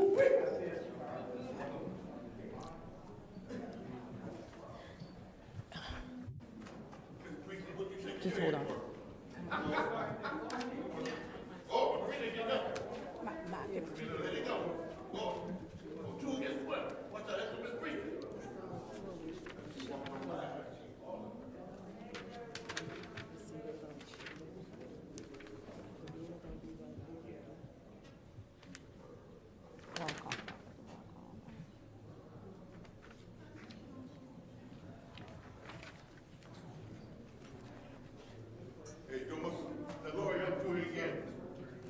Which one? 9.7.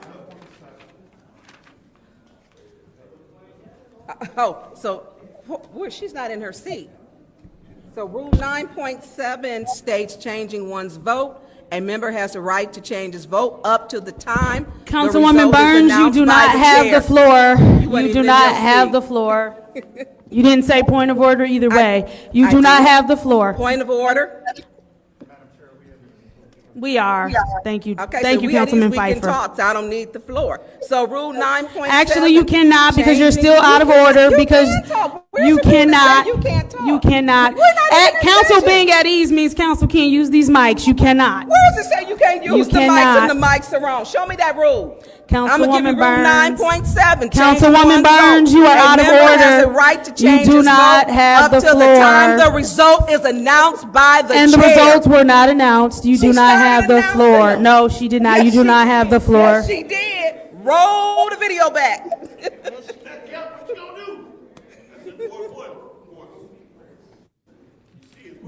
Where they back? Conference? Oh, she going back. Oh, my God, back there. Go get Julio. Go be a cat fight.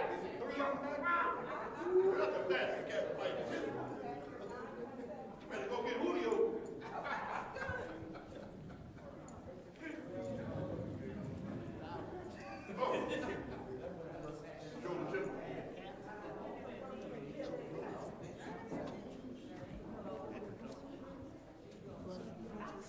He wants to discuss it. They're discussing it in private. They don't want counsel back there.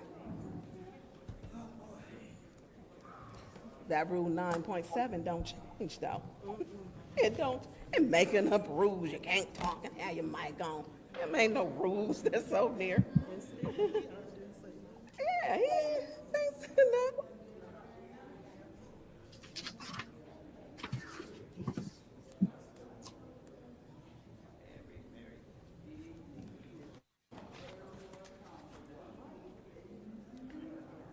Why is my computer got somebody else's whole name on it?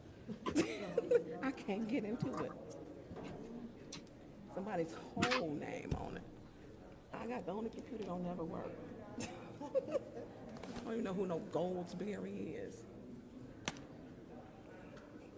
You can't use the mic. Man, they are lying. I admit it.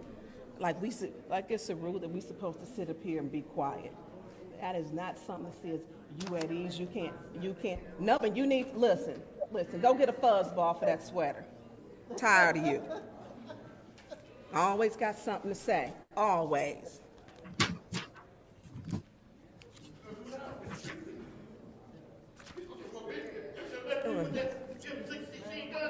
She started that roll call vote.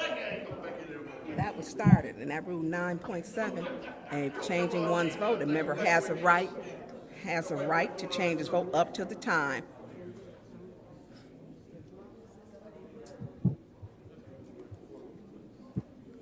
Every question?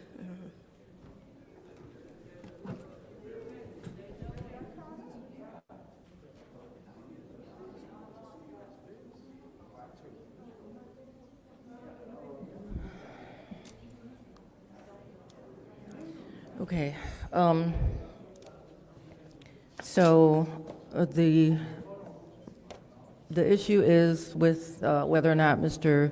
El-Alamin had the right to change his vote. And if we look at Rule 9.7, changing one's vote, a member has a right to change his vote up to the time the result is announced by the chair. A request to change a vote after the chair's announcement requires unanimous consent of the body without debate and may only be made immediately after the chair's announcement. If we are counting these rounds as votes, none of these have been announced by the chair. So I hadn't, let alone said the roll call, and the chair definitely hadn't announced the results. So per the rules, Mr. El-Alamin can still change his vote because no one had made an announcement. This is what the rules say.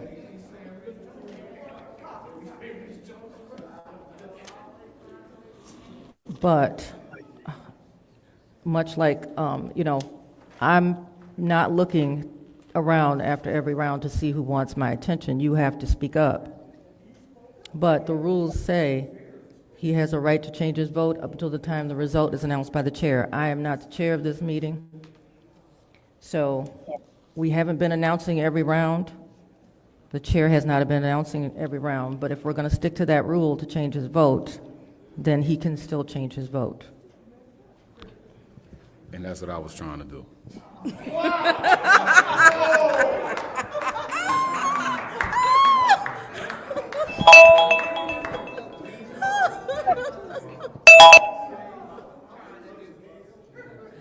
Well, if the meeting is over, then he didn't change his vote before the meeting was over.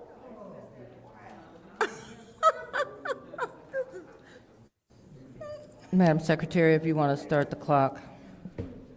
And Mr. El-Alamin wants to change his vote. No, you can go ahead, the 145. Good. So, Mr. El-Alamin. Kerry Nelson.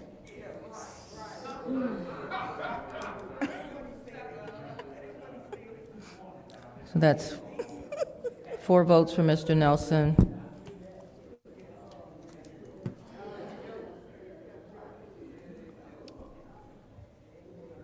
Four votes for Ms. Biggs-Levy. Round 17. Okay, so look, we all watched that together. So many people want to know what is the recourse. There really shouldn't even be any recourse because we really don't have She's going to have to take it to court. She should be filing, I believe, something in court on Monday. So look for there to be a press release. She just keep getting robbed, and it's literally in daylight.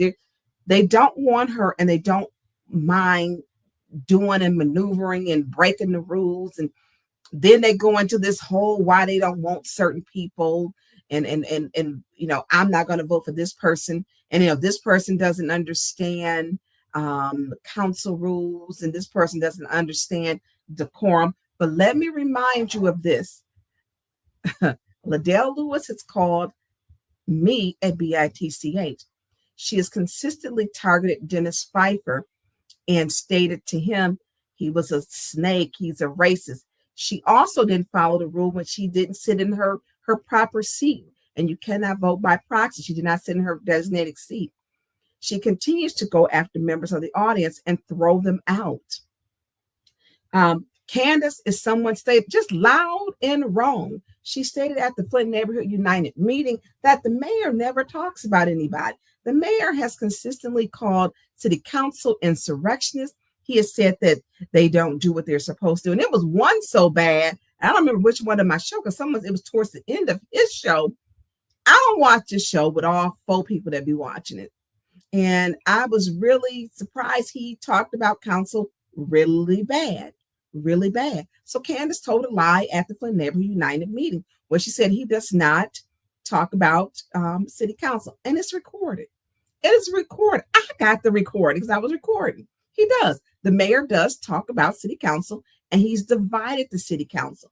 He leads people to believe that we don't finish our agendas. That's just simply not true. Agendas are completed. 2 things we haven't completed. 1, the 3rd ward. Well, y'all, we did arrive at 5 votes.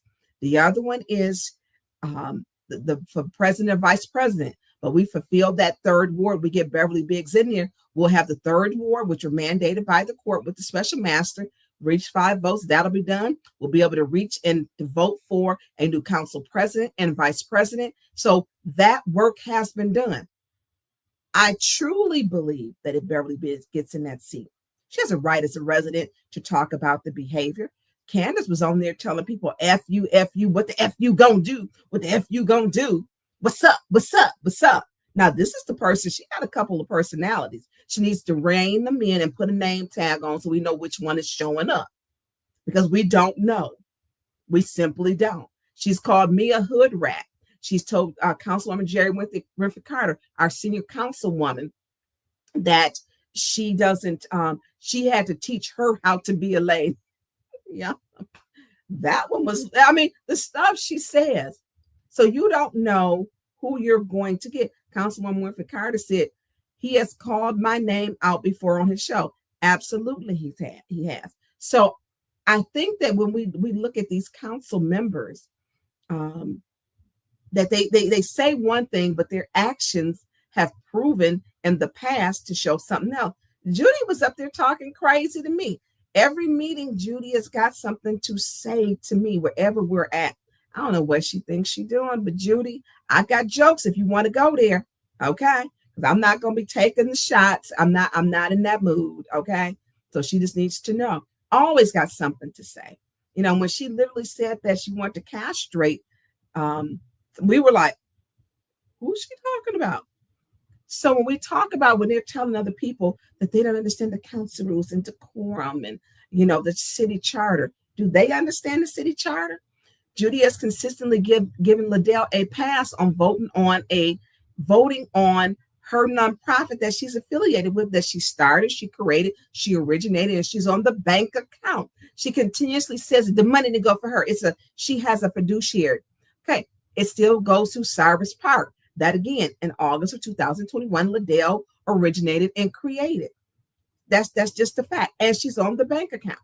Thank you, producer Jay. Judy continues to support this. Liddell has voted not but once for $50,000, but she voted a second time for $25,000. Cyrus Park has received $75,000 of ARPA funds from the Department of Treasury. Judy defends this all the time with Liddell. Cyrus Park received $75,000. This is a fact. And she voted to give her own nonprofit that she's affiliated with. The city council charter states that you must recuse your vote if you are voted. We know she knows better because she's affiliated with, thank you, Producer Jay, for putting that up. That was approved on February 19, 2024 for the $50,000. Thank you, Producer Jay. Look, I'm gonna need y'all to be tip the DJ, or the Producer Jay, Producer Jay. And so we know that she's repeatedly abused her position and her power by funding her own self with federal funds. She did not recuse herself. We know she knows the difference. Why? When it came for the Flint Food Mark, she rescinded her membership as to vote on it. But she didn't rescind for that $75,000. She decided to take the risk to vote on it, knowing there's her articles of incorporation, the license and the regulatory. That all goes back to Liddell. Do it's a simple search. Liddell voted to give her nonprofit she's affiliated with $75,000. $75,000. I put the documents up so that you can see it. Producer Jay, thank you for what you do. Also, she took these funds knowing, and thank you, A10 Flint. We're going to send a shout out to you because you do a wonderful job of preparing things. A10 Flint Xavier put up, because I didn't even know about this one. Cyrus Park Association has had its 501c3 status revoked by the IRS after failing to file annual return for 3 consecutive years and was stripped of it. Their status had been revoked, and she voted to give that nonprofit that she's affiliated with $75,000. These are federal funds. Federal funds are not to be spent like that. Federal funds are to be spent discretionary and to follow the rules. My thing is, get along with your council members so that you can recuse yourself. If I got a nonprofit, I'm gonna step back and hope that and foster and build a relationship with your colleagues so that you can recuse yourself and the other 8 can pass that because they understand the work that you're doing. Liddell comes there week after week. She throws residents out. She doesn't support them. She's disrespectful to her colleagues, and she's even clapped back at them. She is controlling. She's demeaning. She rules like a tyrant, period. Some say, why was Liddell so quiet? Why? Because you put it in the answer. Because she knew that that they messed up, and Beverly Biggs had 5 votes. What has to be done? Beverly's got to take her to court.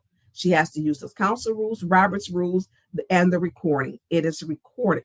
The city clerk stated he did not ask for the floor. He had still not asked for the floor when Candace was saying he's asked for the floor. He asked for the floor. Well, he should have the same right. No, he still hadn't even asked for the floor then. He had not asked for the floor. Now, if you want the floor, you have to press the button, walk up to the mic. Madam Chair, point of order, or Madam Chair, request for the floor. He did, Madam Chair, we didn't see any of that. He didn't do any of that. He didn't ask for the floor. And what they did was have a second discussion. Now, all these different people going into the back, let me tell you about the Open Meetings Act. You cannot go into the back. Any decisions which are made, if we are going into what they did, was considered to an illegal executive session. They were all back in the back talking, communicating. Y'all seen them back there. They wasn't in the bathroom. They was back there talking. Yeah, I got up out my seat to go see because look, I wanted to know too. Y'all ain't go. I'm not sleeping on the job. If y'all talk, we're gonna all talk together. I want to hear what you're talking about. Now we know that 2 of them, the meeting before last, that Candace and Judy were hiding in the back, not in the bathroom, in the hallway. I got up my seat then because they didn't want to vote on Phil Schultz. Phil Schultz is a stakeholder in our community. So they hid in the back to try to get past the vote. I went back and said, what the hell are y'all doing? Yeah, we're back here talking. No, I said, look, y'all need to be out there. This is a council meeting. They were back there hiding. What were they doing this last one? Back there deliberating on what to do because the vote was messed up.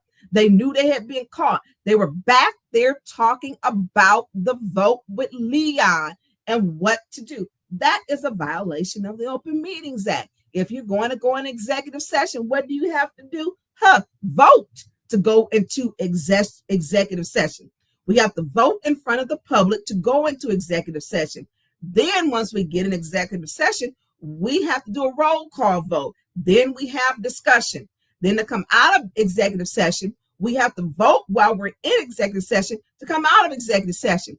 Then when we come back to the floor, we got to vote to begin the meeting again. None of this was done. All the discussion, everybody running to the back, having these meetings on what to do. They having private meetings. We didn't vote to go into executive session with nobody. And the public, everything was supposed to be deliberated in the public, before the public, in front of the public, in the public eye. We violated the Open Meetings Act. They violated it. Y'all need to sue. You're going to win. Contact the ACLU because they deliberated in the back, the video. And I went back there and look, they was deliberating. Y'all not going to look. I didn't learn. I don't do regrettable moments. Not at this age, I don't. You can't deliberate. All of that should have been done in front of the public. Everybody rushing to the left, to the right. They was doing a Cupid shuffle to get to the back to deliberate. How do we fix this? How do we fix this? That's a law. File a complaint with the ACLU. That is another with the American Civil Liberties Union. You know what? My producer is that guy. Y'all, we got to tip the producer. Contact also the Attorney General because this was gross negligence. When they did this, they stole that vote. We violated the Open Meetings Act. You can't deliberate in the back, and you see them going in the back, and they can't say that they wasn't because I saw them. So this is what we have to do. We got to stand up and stop letting them beat us down with the law. There are ways and people to help us. The Attorney General, file a complaint, the American Civil Liberties Union. And then people need to show up like they never showed up before at City Council on Monday. Feed St. Mark. Tell them about Miss Biggs. You keep robbing the people. You robbed them not once, but twice in your faces. 704 Shadow, can't wait for the judge to see the video, Miss Beverly Biggs.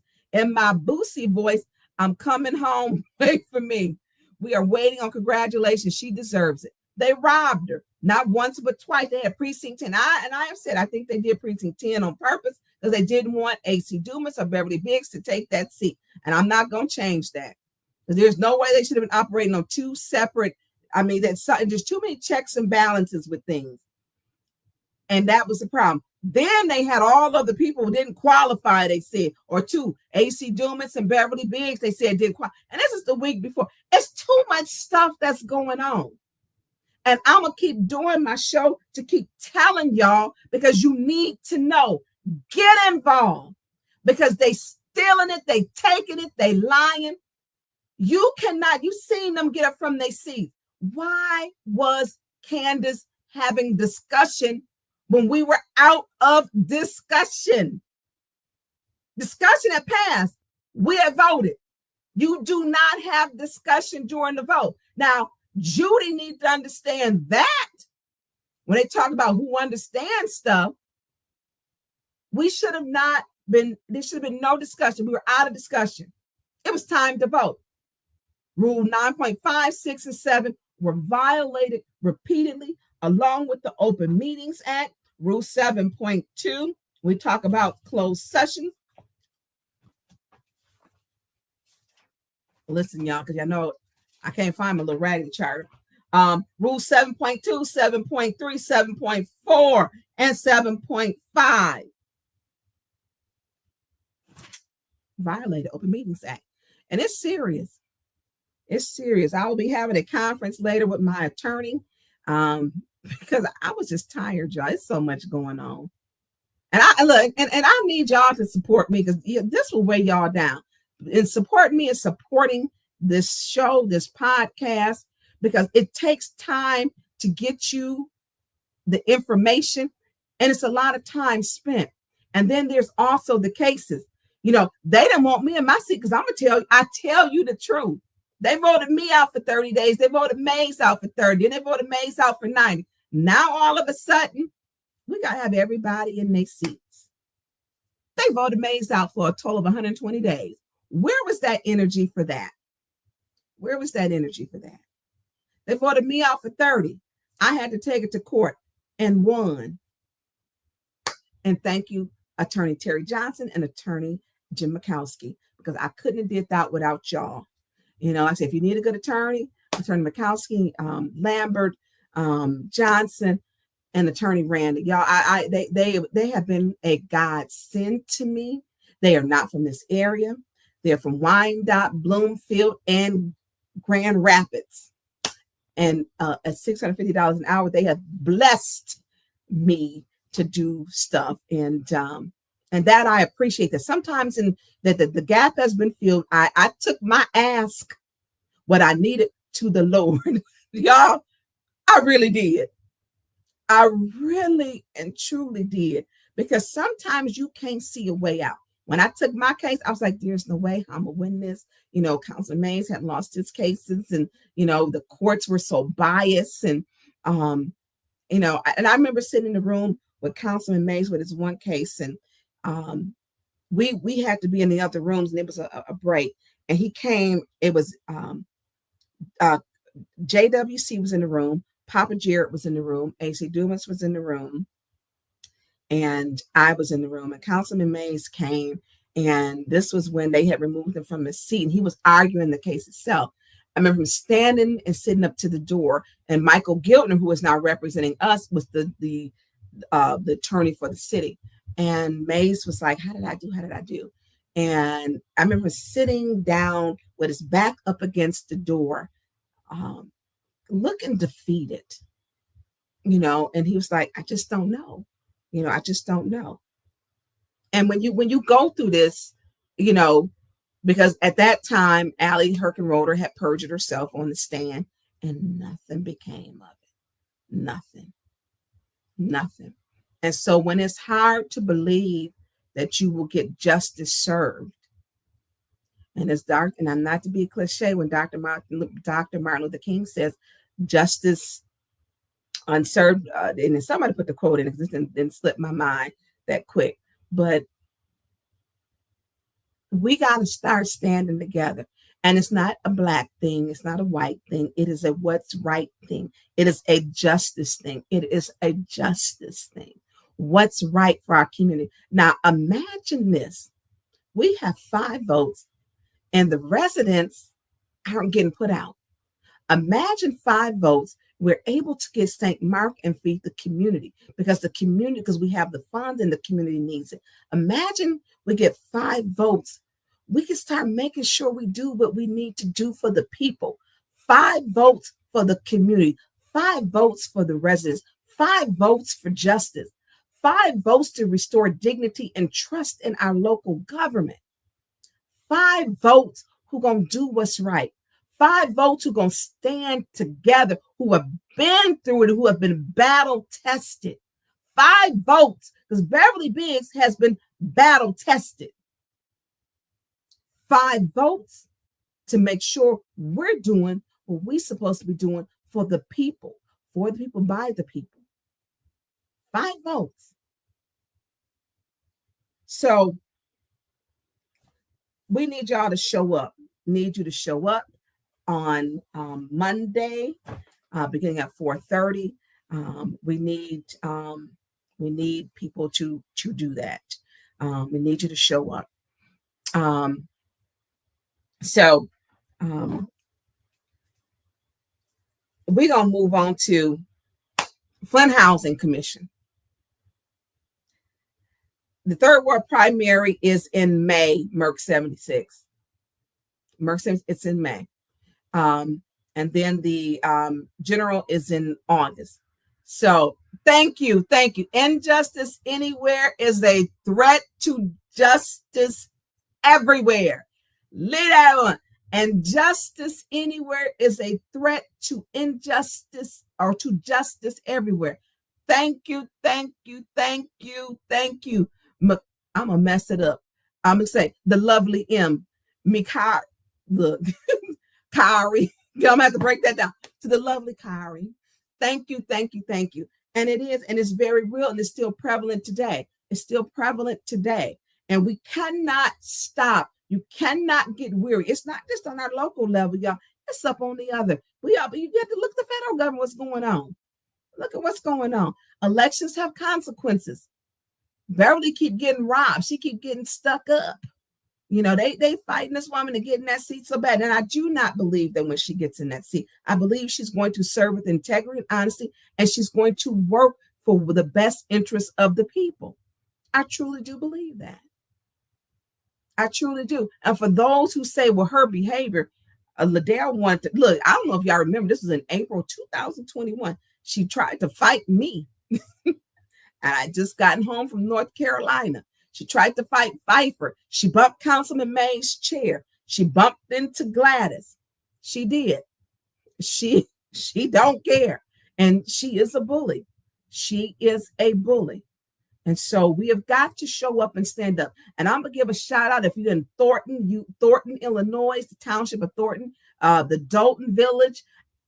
They show up. They don't go. And Kawana Mack, Stephanie, those who show up to support James, Miss Earth. Miss Earth, I was looking at your video last night, and because I was looking for another one, and the day you had that green dress on with the print on it with the different hues of green and teal, and you said, let me just wrap up.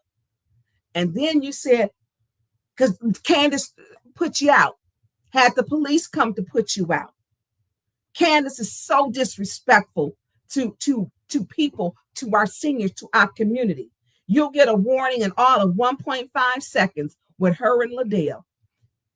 They continue to weaponize the police. And Miss Eartha said, I'm not scared to get arrested. I'm not scared. All she asked was to wrap up. Now, we know they'll let people wrap up if they dogging, you're lying on you. If it's in their interest, they'll let you wrap up and get a whole hour. If you're dragging one of the council members that they don't like, they'll let you. They will let you.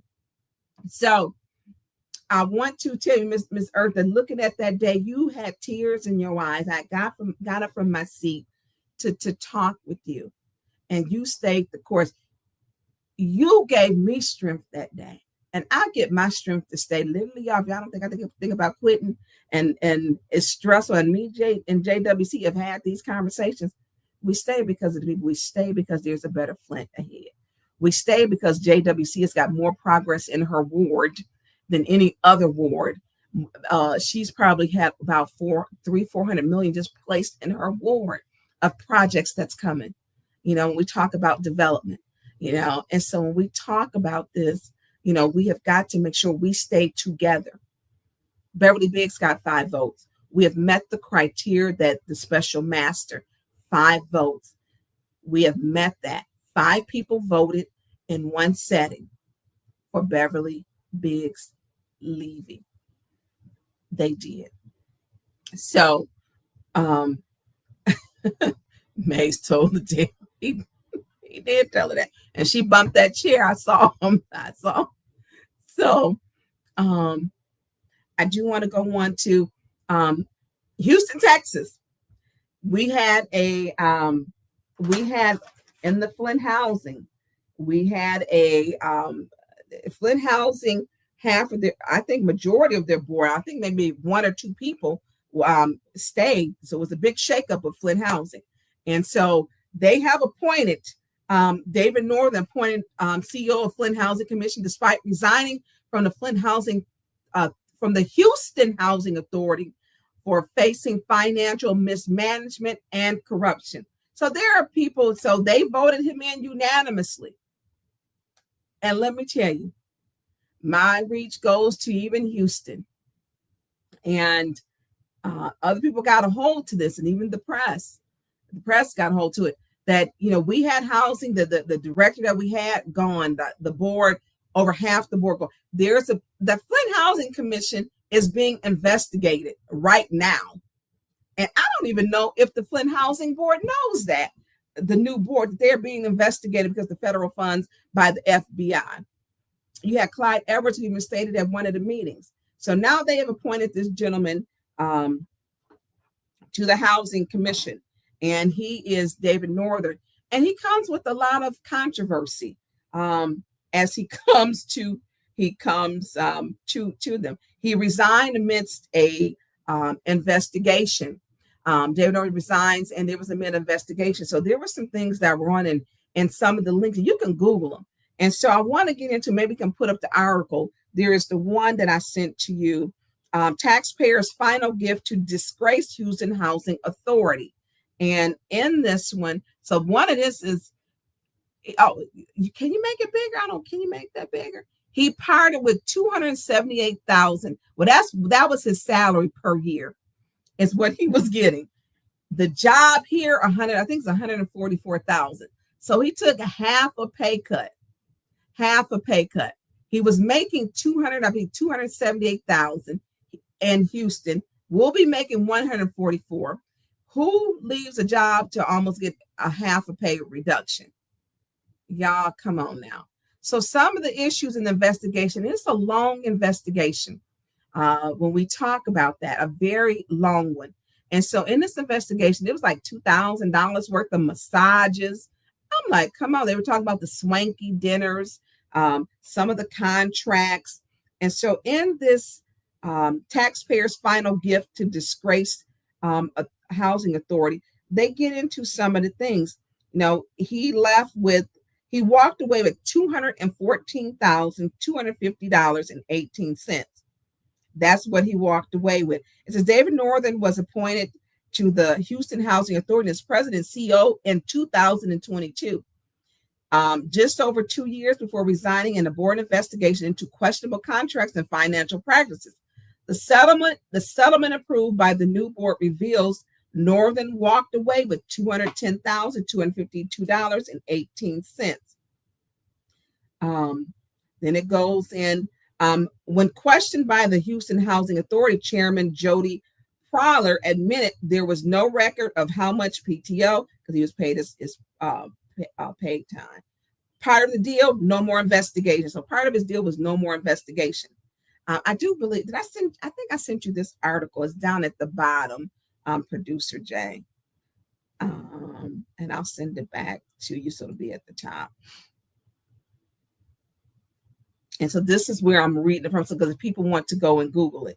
So let me get back to this part. Part of the deal that he made with them, no more investigation. But there's more. The settlement includes clauses that prevent either party from suing or disparaging each other. So he walked away. So I don't know if this board knew this before he did this. I really don't know. More questions for the Houston housing leadership. Late Wednesday, the board chairman called for an investigation into the authorized final payout. I mean, government, this is the one, everyone, that I'm reading from, the taxpayers' final gift to the disgraced housing authority leader. So they have been investigating him, and there's a lot that's in there. Some of the stuff that they showed was, like, say, his expenditures, contracts, but he has been voted in unanimously by the Flint Housing Authority, which we have a right, we should be questioning. I'm just saying, because we've had problems with the housing authority, serious problems. We've had problems with a gentleman was killed up to Simmons with the Flint housing. They were selling drugs. They targeted the wrong person. That's in the first ward. A gentleman was killed about a little over a year ago. I think early last year it was. He was killed. And so when we talk about the issues that the housing authority have, this man is coming in here with some serious questions, serious questions. And so what I know Arthur Woodson is going to be getting into this, and he's going to be getting into depth with it. And so there's a lot going on, y'all, in Flint. Hold your leaders accountable, and that's why I do this show. I do this show so that we can know what's happening in our community. And so, oh my goodness. So, producer Jay, Damn, y'all hired him. Chris Caleb. Chris Caleb. Really? The board hired him. Okay. He did. Lord have mercy. So I want to get into the, Hasselbring. Hasselbring will be going to court, I want to say next Thursday or Friday. Still asking everyone to support Hasselbring. The Hasselbring has been targeted. Hasselbring needs your support. They will be in court. It is run by the director, Beverly Lewis. Beverly Lewis has been in good standing with the state and the county with their 990s. The 501c3 has run the Hasselbring Center. The mayor has announced that he wants to take over the Hasselbring Center and have it run as a city. He has no budget to do that, y'all. We have no budget. There has been no budget amendment. He keeps saying it's not going to be a disruption. It has to. We have no money to fund it. We have no money to fund this. And so, judge postponed ruling on senior center eviction case. He's evicting them. I believe it was a personal decision of retaliation that he's using because McDonald Kristen Rivet came to visit that center. She came there to visit the center. Now he asked her and told them to put him out, and she didn't put him out. McDonald Kristen Rivet for a seat that they were running for, the same seat. And so now we know that there's an issue that is going on with that. So asking you to support Hasselbring Center, I believe it's next Thursday. It goes to court. It will be up. Go to the Hasselbring Facebook page. Everything should be on there. They will need your support also. So there are many reasons why you should be coming to council to support, to tell and speak to at the podium, to let people know, support Hasselbring as it is, support Hasselbring's leadership, support Hasselbring's nonprofit as it is. We need to talk about Beverly Biggs. Beverly Biggs, support. We received 5 votes. We satisfied what the court wanted us to do. The judge has stated no more shenanigans. We got shenanigans, Judge Kelly. We got many shenanigans, many shenanigans. So we are, I need to come out of that. So I want people to make sure we please support Hasselbring. And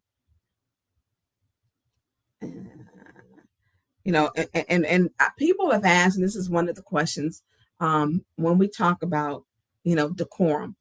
October 14th was absolutely 2024. It was a conspiracy to incite a riot. No one has been arrested. No one has had any warrants issued. Have not heard from the detective at all. Nothing is being done on that. But Liddell Lewis decided to mention that a weapon was brought out during the time, and she tied that to the candidate. Well, Liddell Lewis told Quincy Murphy's family to come down there. They went home and put it on videotape.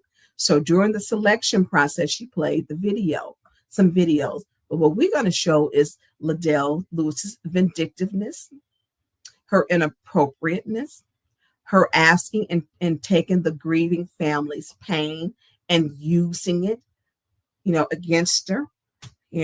She was wrong for that. Wrong. And so when we talk about, what she's done, she doesn't see it. It just doesn't resonate with her. She used the grieving family's pain, told them to come down, and there were 12 of them, and no one has been charged and no warrants have been issued. They were allowed to break council rules, subcode section 31-10 for disorderly conduct. We know that they will throw you out for clapping, coughing, or holding the sign. They will throw you out. They take rules that are not rules. They make them up as they go. This is you seen Candace say, I couldn't use my mic and talk. Girl, get out of here with that nonsense, okay? Get out of here with that. We know that family came down there and Liddell had gassed them up into believing something that just simply was not true. Part of politics in government laws, you're not going to always agree. That's why it doesn't say you need 9 votes, you need 5. Doesn't state you need 9, you need 5, because people are not going to always agree, but it's for the majority. So on October the 14th, there was an insurrection. There was a conspiracy to incite a riot, period, in the Flint City Council chambers. Now, Liddell's behavior never called for the police, never warned anyone. Not one single time did her or Candace, not one single time, did not. And so this is effects. And when she talks about people behavior, it's time we changed the culture and the environment inside of Flint City Council chambers. We need someone who's going to sit in that seat, and I don't care who you are, if you're wrong, you get put out. There should have been a warrant issued for them. That behavior. They threatened council members. They threatened to cause bodily harm. They threatened Gladys Williams, told her, F you before I beat your ASS. A senior woman sitting in the front row. I heard it. I called attention to it to the mic. But we're gonna play the conspiracy to us, because when Liddell Lewis talks about behavior and everything else, we're gonna talk about what she allowed these people to do, and she encouraged them. So, producer Jay, can you play the video with the incite the riot? When do I need to?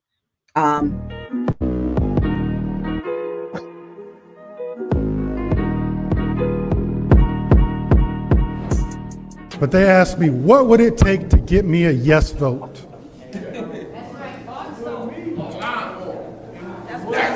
I hear that. I hear. Whoa. Hold up. Let's pause the time. Okay, we can't have the audience yelling out. Okay, we can't have the audience yelling out. Everybody just remain calm. All right, finish. Go ahead, Dennis. Can we please stop yelling out? And let's stop selling lies to the public. We have 30 days to fill that seat, and the clock is ticking the day after someone passes away. So we don't have all day to figure this out. We must, as my colleague in the 3rd Ward always said, and when you said that he's just a puppet with a hand up his ass, when you made that comment towards him, we're just trying to get done the business of this city. All right, so this is what's going to happen, because I've asked several times. And so as I'm identifying people that are yelling out, you're going to get your warnings. Oh, okay. So in the back corner. Pardon me, in the back corner. Officer. In the back corner. Now see, this is what I was saying. Y'all letting this stuff slide, and somebody gonna get hurt up in here. Somebody gonna get hurt. Y'all letting this slide.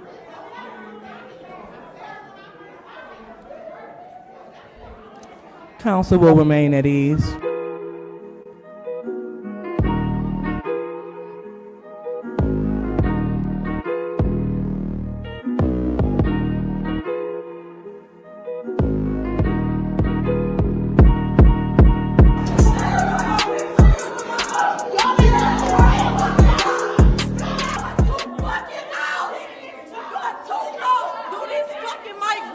You're too old. Yeah, you're too old.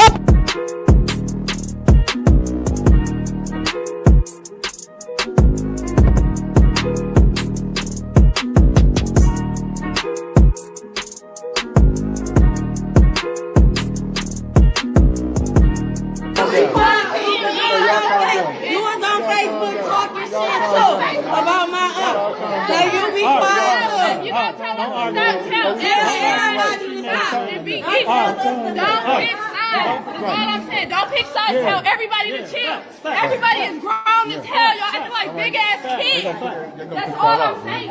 Everybody needs to chill. So say everybody, not just us. And it's not. She done cussed everybody out. Everybody got a gun. Somebody got a gun. Somebody got a gun. Somebody up in here with a gun, they say. They say somebody in here with a gun. Then we got one police officer. Any other time, they had 10, 12 police officers.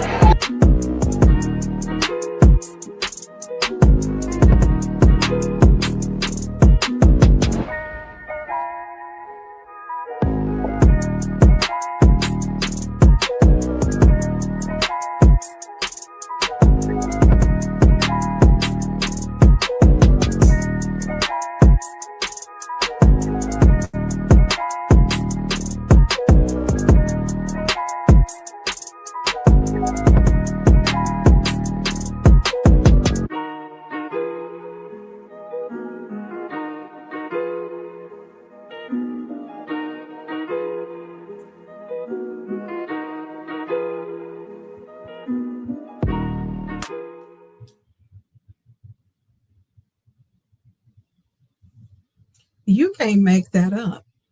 So after this, they went home on was Instagram, Facebook Live, and did a live video. So when Liddell talks about this story, and she's lying, because we're not going to say told an untruth or fabricated story. She told a lie Wednesday. This was the mess she created. This is the president of the Flint City Council created this mess. Let's play the next video, please, producer Jay.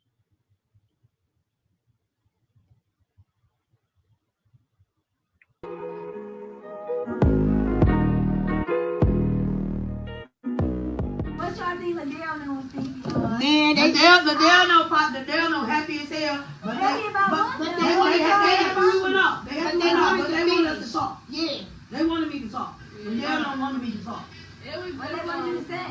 Whatever I was gonna say. They didn't want me to say They nothing. was happy. They wanted me to speak. They knew I was coming for. They knew I was going for her. They knew I was going for Tanya. I wanted it to continue. The other bitch that was it. Yeah, we shut it down. Hey, look. One of the dudes in the chair was all looking. We was.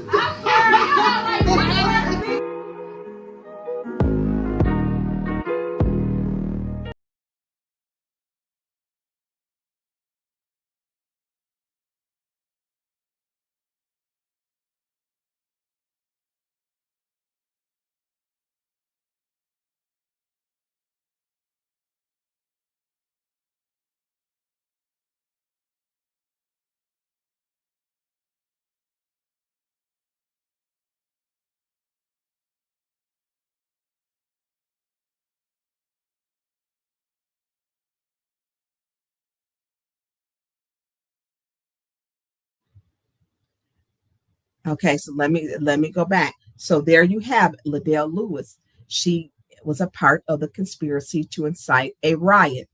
She was a part of this. This was orchestrated by her for her, and she relished in delight with all of this chaos. She relished in delight. She didn't call for the police. Not one warning was given. They went home then to threaten council members and also Beverly Biggs. Myself, where you hear them say, and I was going to get that B, Tanya Burns. Very classy ladies. And they made this statement. There is an ordinance, a resolution that's passed. They should have been arrested. To date, they have not been arrested. The video showed. We get video from everywhere. And there's videos also in city council outside of council chambers. The video footage is there. I'm not letting this go just so Chief Green knows. I'm not letting it go. Absolutely not. Because someone should have been arrested. We know that they arrest people because they've arrested Kawana Mack. They've arrested Arthur Woodson. They arrest those who they want to. They're biased. Those women should have been arrested, period. They violated the law. They violated local law and state law that you cannot threaten elected officials. So my next step is, I guess it'll be at the Michigan State Police again, and then the Attorney General. You cannot threaten elected officials. And that was done with plenty of camera footage. And then went home and talked about it. But Liddell Lewis wants to talk about the behavior when she encourages this. But, all this love for Flint that she pretends like she has. And, we know that 100,000 people decided that they weren't going to vote for her in Maryland. She was the incumbent and came in last. The winner, Angela Jones, won with 52,000 votes. Liddell Lewis, when she was serving there as the incumbent, came in with 6,000 votes.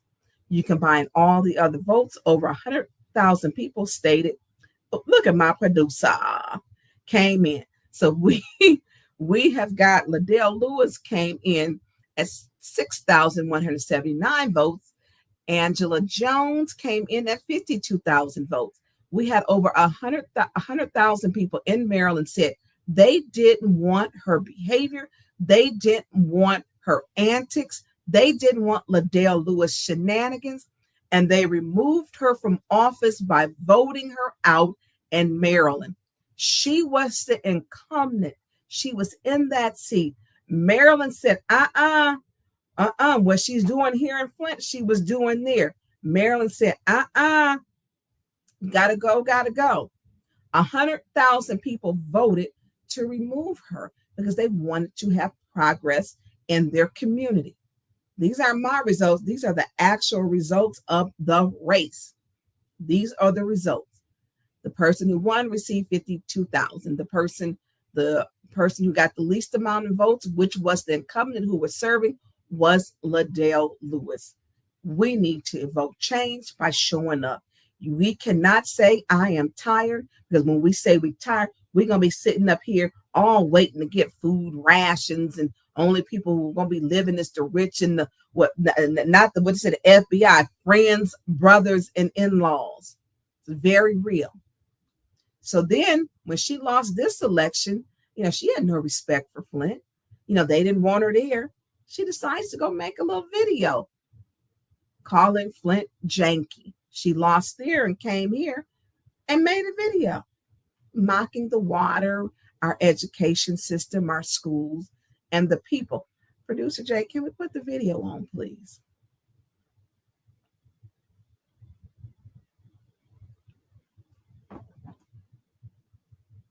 So as he's queuing that up, I want to hit that like button. Please click like, share to boost out this algorithm. Please boost it and click like and share and subscribe. And you can always donate to the producer. Here we go.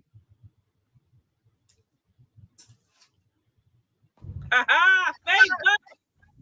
I'm driving and Facebook living, but I had a song on my heart and I wanted to sing it.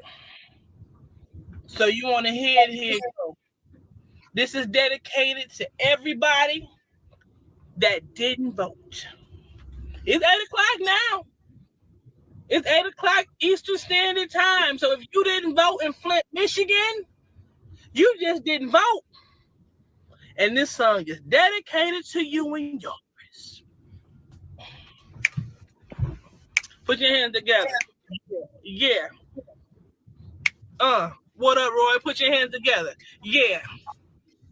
If you didn't vote, you janky. You janky. You janky. If you didn't go vote, you janky. You janky. So janky.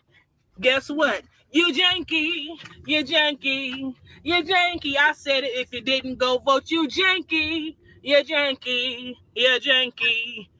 Your kids gonna be janky. Janky.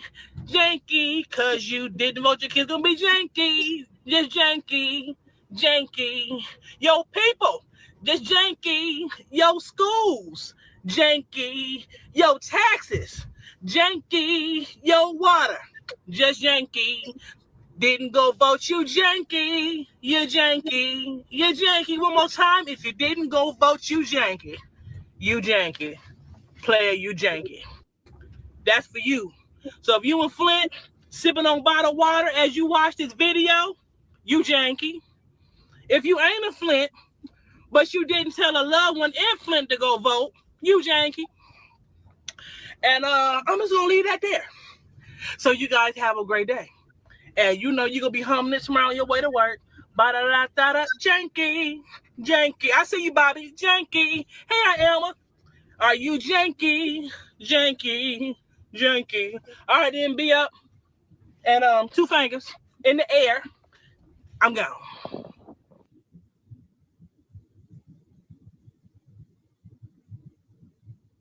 I don't even know what to say when I first saw that. And she treats the residents like they're janky. She treats the residents like that. She said she made up a whole little song, a little tune. And she meant that. She meant that. And she treats the residents here with that same disrespect as she hummed and sung that little tune. That's exactly how she treats the residents, that they're janky. She'll put you out. She put a lady out who was sleeping in her car because she needed help with the roof. She needed resources. She put her out. Where was the compassion? They threw you out of there so quick. A minute and a half, not even a minute and a half, you out.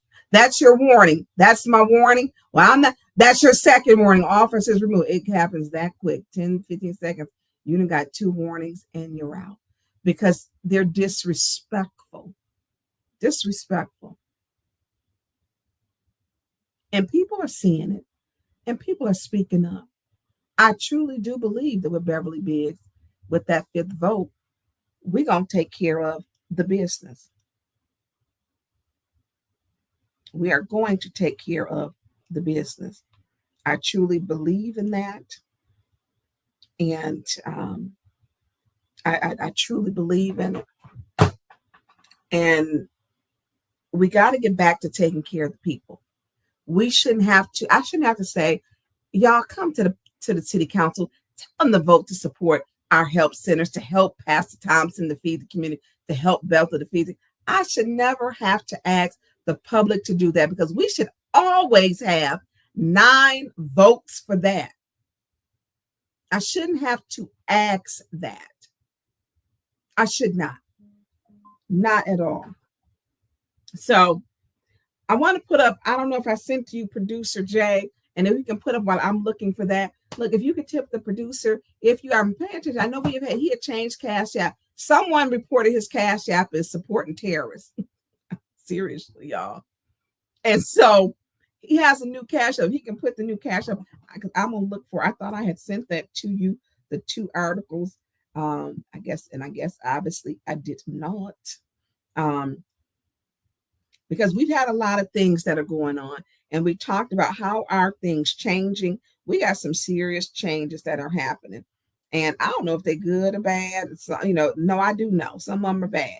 When people are consistently and constantly treated wrong and unfairly. So we know that I know there's a climate change. One, I'm looking at, who when Emily Dore left.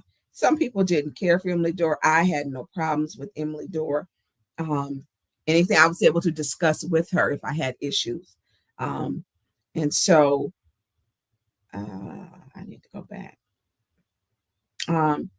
We know that her department, she built that department up and she left last week.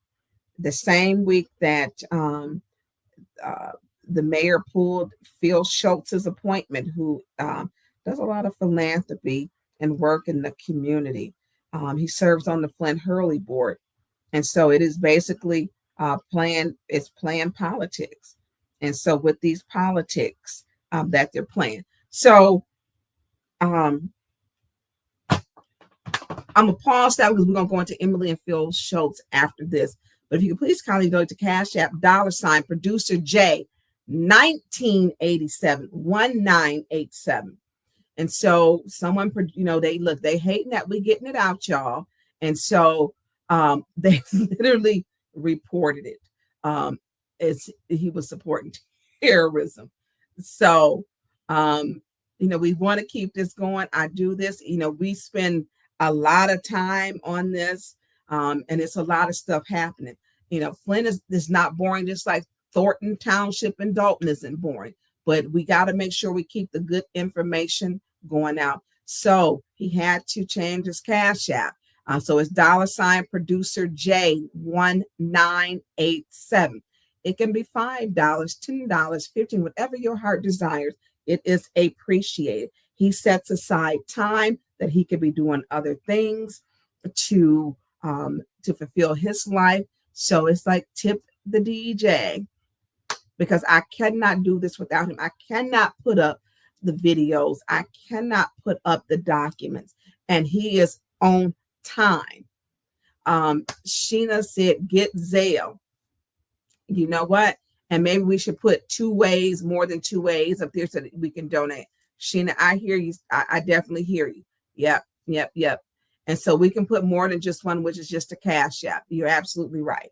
And that's what we're going to have to do, to put different ways of donating, because people do different ways of actually donating. So if you can donate to $ Cash App producer J 1987, it will be greatly, greatly appreciated.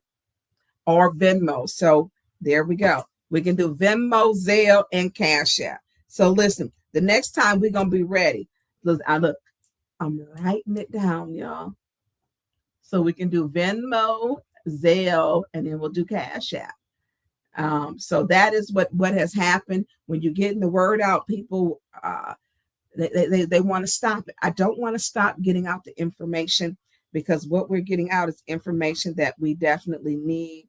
And I want to make sure we're continuing to get it out, because it's stuff that it needs to be out. So okay, so we're gonna go on. Sheena says we need a backstage meeting, producer Jay, and you are invited. Listen, Sheena, y'all meetings be about 8 hours. But yes, there is one that is needed, so that we are all on the same page moving forward. Yes, y'all meeting was at 3 o'clock in the morning. I mean, I don't know who said that I didn't have all that stuff, but do you have it? Yeah, I don't. Yeah, but anyway, let's move on. Give me Can one you second. put it? Well, we don't have a banner for it. Is it across the back or across? Can you put it in the banner?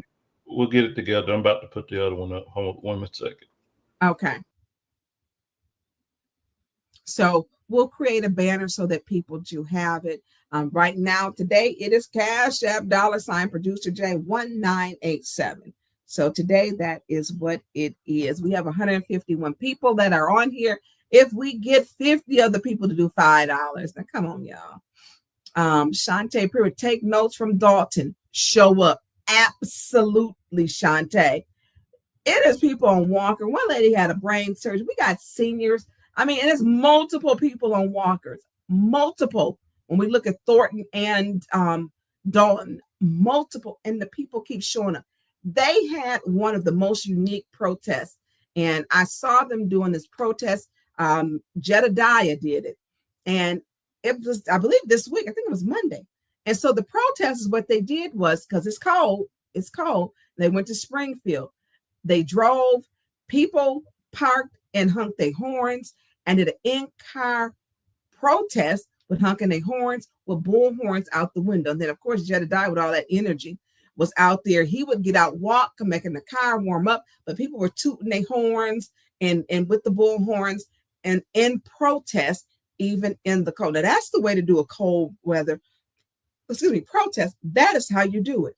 That is how you do it, and that is what we have got to do. But show up, because we need y'all. Please don't give up. Please don't. I'm not going to give up as long as the community isn't giving up. And we need the community. And the community means, for me, United States is everybody for me. Because donations come from all parts of the United States, and we need them. Because it has happened in Dalton. And we know that we have issues with corrupt councils. We've had issues in Detroit. Pontiac has an issue. Saginaw has one right now. And also with one of the builders who was actually had put in money to get YTD, I believe was the builder's name, Eric Eggleston, and he has been indicted. He had been here in Flint. We have got Cincinnati issues with their council. People went to prison. We've got Cleveland, same thing. Ohio. We have got Baltimore, Maryland. We've got Connecticut. And so this isn't unique, y'all. It's not. And Dalton and Thornton, we know that's all up, because that is just a whole mess. And I remember before I would watch their meetings, and before it started to trend, I was like, whoa. She did some of the same things that Liddell did, throwing people out, gaslighting them, shutting them down, and always making shots. You will hear those four making shots all the time. They're always taking shots at their colleagues, and that's what they do. But then they want to say, we're leadership, we're the big five, and it's like to beat you down and then to bully. I'm not very good at being bullied. If y'all ain't noticed, I'm not good. It pisses me off. I'm not good, and it does not work. It does not work with me. I'm gonna still continue to fight. My focus is all the residents. That is my focus, all the residents, specifically my ward, but all the residents. I had 2 people call me for water main breaks this morning. Those were not in my ward, because they could not have been trying to reach their council people. So you want to know why I was late? Water main breaks. Not my ward at all. But what I did make sure, took the call, and the person said they went out to one of them, that they went out. The city of Flint gave them the number, and they shut it down because I answer my phone. Saturday mornings, I'm answering calls about water main breaks, 2 of them. City of Flint has an average of a year of 250 water main breaks, so it is a normal thing and a normal occurrence as our infrastructure is old. Patrick, how many likes do we have? We got 151 people watching, 50 some people, and we cannot get 100 likes. Y'all come on. Click in the bottom right-hand corner where that heart is. It's the heart that is there. The heart or the smiley face or the 100. I don't even know how many we got. How many we do have, I don't know, but I know we should have over 100 because you can hit it twice. If we had 151 people hit it twice, we should at least be over 300. We should not be struggling to get 100. You want to see change? Be a part of the change. It's free to hit the like button. You have to pay $0, $0 to hit the like button and push the algorithm out. If you watch, look, even my dedicated haters, y'all hit the like button too. I know y'all be up waiting to see what I'm going to talk about. Y'all hit the like button too. And y'all can hit it still on y'all replay later if you watch it. And listen, to all the ones who don't like us, look, click like, share, subscribe, and y'all can donate to the Cash App, Producer J87, Producer J1987. Y'all can donate too. But hit that like button. Hit that like button. It's free. It doesn't charge you. And it helps to push out the algorithm because we have got a lot of things which are happening. So one of the things that's going on, we have got Flint's top planner resigns, leaving City Hall after 19 months on the job. We have lost Emily Dorr. She's gone. Emily Dorr has left the building.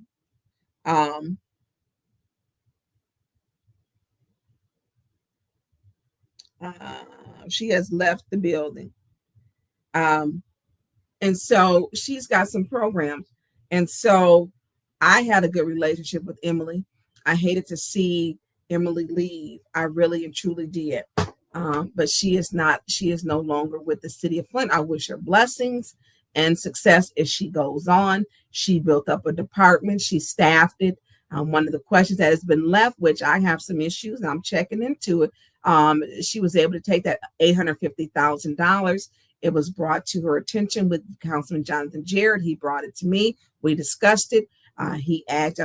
Councilman Jarrett asked her, well, can we use this for roofs? She said yes, and she was working to put this towards roofs. So now I'm being told that the roofs are being sent, and we were supposed to do it from the city. Now I'm hearing that they put it out to other organizations. I hope that's not what they did, because that's not what the resolution was for. The resolution was for the city to do it themselves because we had the staffing. That was what is supposed to be done. So I'm checking into that to see if this is what is being done, because it was taken from a community, from a nonprofit, Metro Development, because they didn't have anyone to staff it anymore. And so that's why it was brought back to the city, and the city was supposed to do this. Now I'm being told that it went to nonprofits. That's not the way that money is supposed to be spent. If it is, that is a violation of the, it's a violation, number one, of our charter, and two, it's a violation with the Department of Treasury on how we spend those funds. If that money is being spent other than how that resolution reads, the city of Flint will have to pay back that $850,000. So that's an issue. We have asked, and I have asked, and I know Councilman Jarrett has asked, that where's the people, the names who received the money, who received the roofs. Haven't gotten that yet. Everything gets completely bottlenecked. I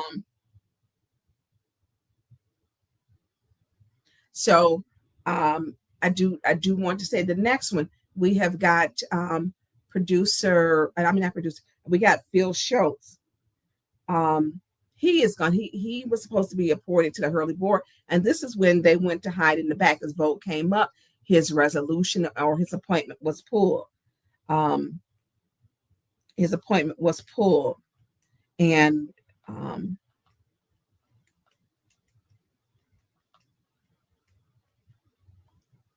And he serves on the Hurley board. He also joins his Flint mayor pool support to reappoint chairman of Hurley Board of Managers. Why? This is complete politics.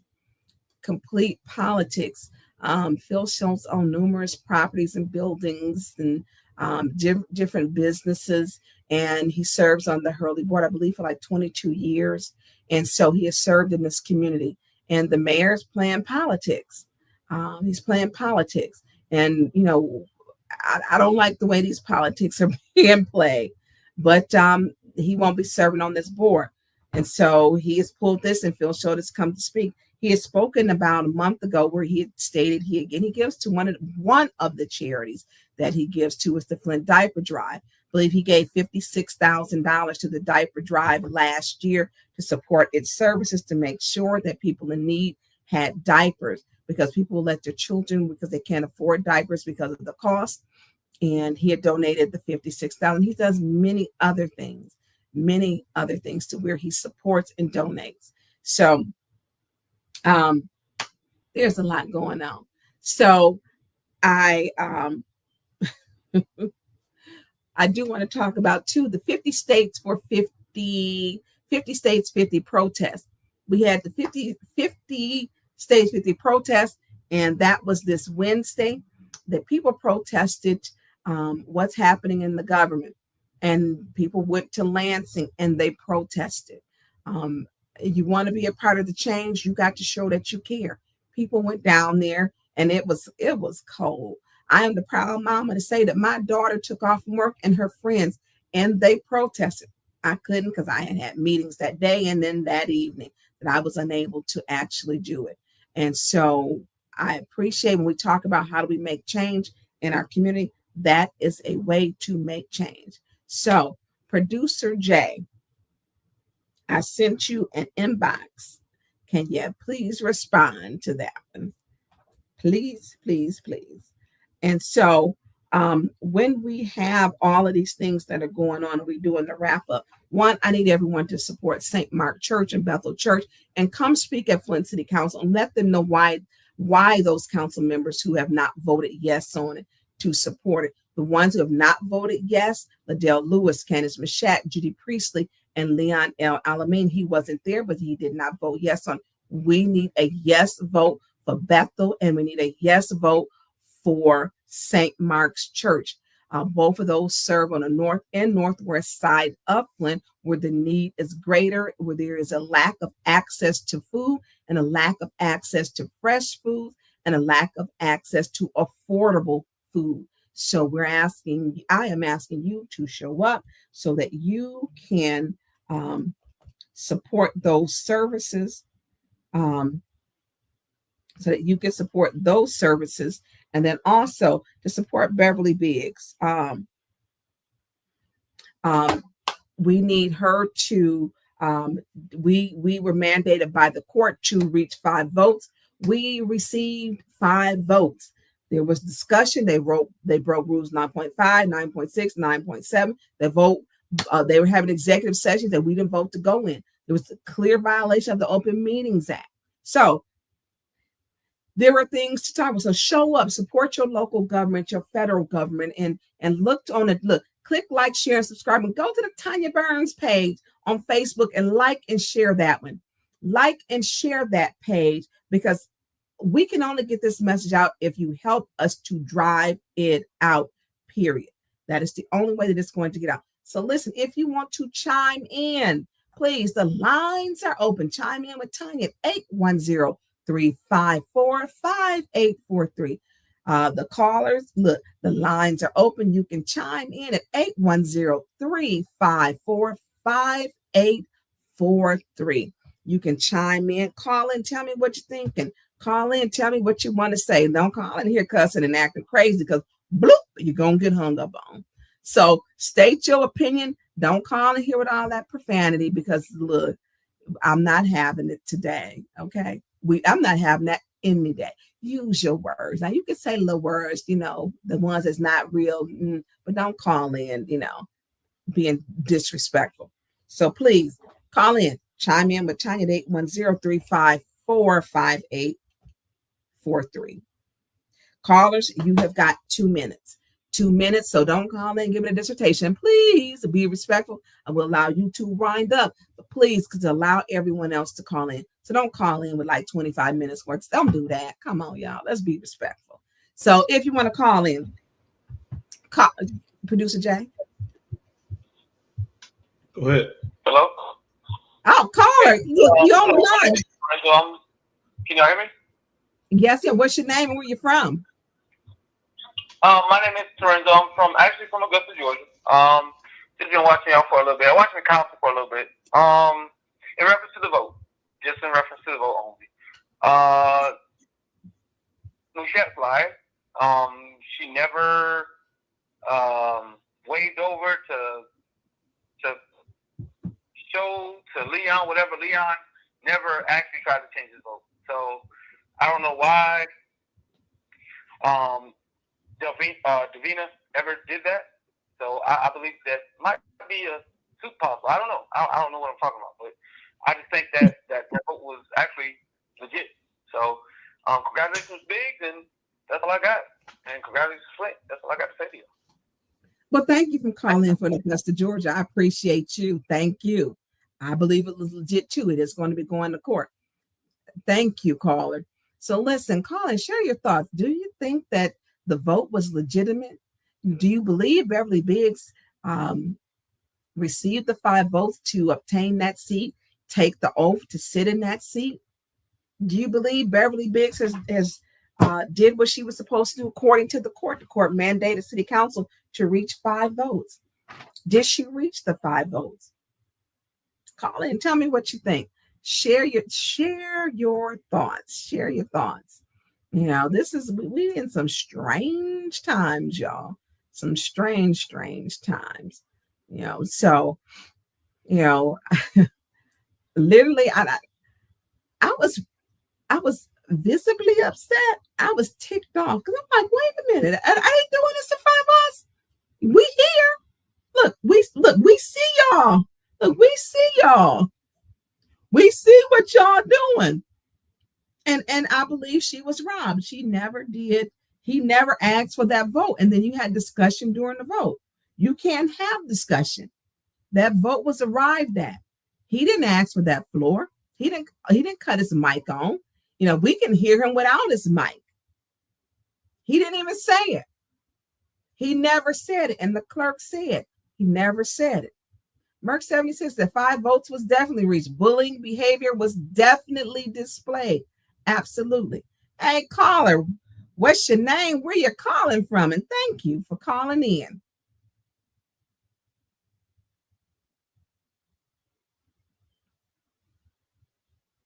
Caller.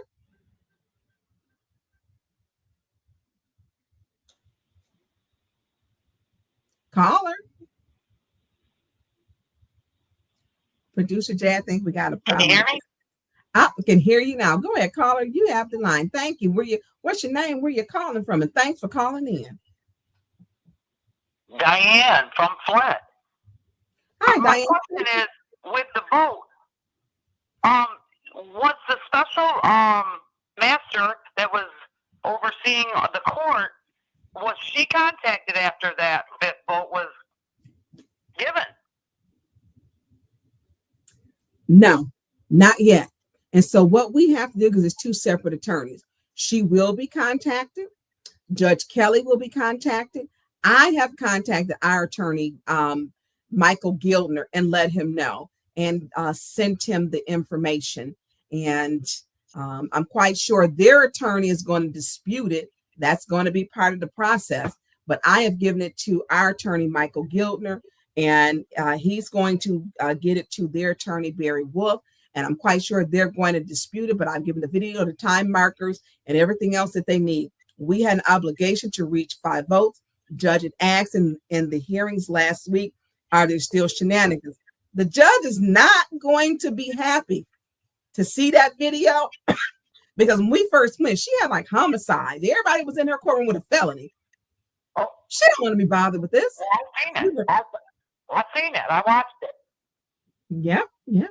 So it's going to be interesting because the judge is not going to be happy. We did our job. We reached 5 votes, but there were shenanigans, and the video clearly shows it. So there's 2 parts to this. It was a few parts. Special master does have to be contacted. The court will be petitioned through our attorney. Our attorney will contact Barry Wolf. So we're going to end up back in court. And then Beverly Biggs is filing, she's filing something with the court next week. And she's going to need the support of the community. She's going to need it. So Special Master will be finding out that she will be a part of this. So, thank you, Diane, for calling in, and thank you for supporting, and thank you for sharing your opinion. I love to have the dialogue. Thank you. And look, enjoy the rest of your weekend.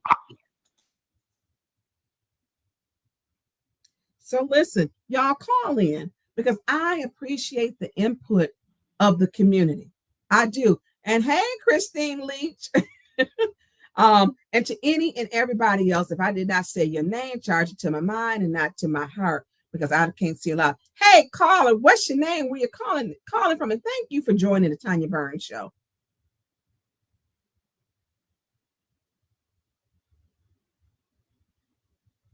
Caller. Tanya Burns Show.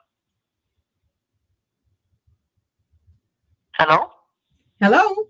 Thank you, caller. What's your name? Where you calling from? Cut your volume down. Calling from Florida. Hello? Thank you, caller. What's your name? Where you calling from? Cut your volume down of the show. Hello? Yep, I need you to cut your volume down. We're getting back feed.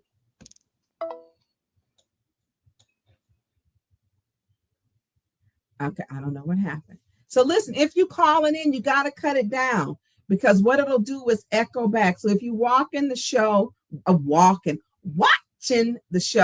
cut it down when you call in because it'll back feed and it'll echo. So if you call in, I want you to call in, but cut it down, cut the show down. You cannot watch the show and be on the phone. You can't do it both. You gotta cut it down once again. So caller, what's your name? Where you calling from? Kamala Buford, Florida. Hey, Kamala, how are you? Thank you for calling from sunny Florida or warmer Florida. What's on your mind? Yeah. Question is, why would they not allow Beverly Biggs to be in that seat? Is it because of the votes that you receive? It doesn't make any sense. And I did watch the video. It's just crazy. I think for me personally, I think it was a poor decision. They deliberated, and I think that they needed to play the video back. She got 5 votes. You cannot have discussion during the votes. And Candace Mushat knows that. Talking loud and wrong does not make you right. It does not.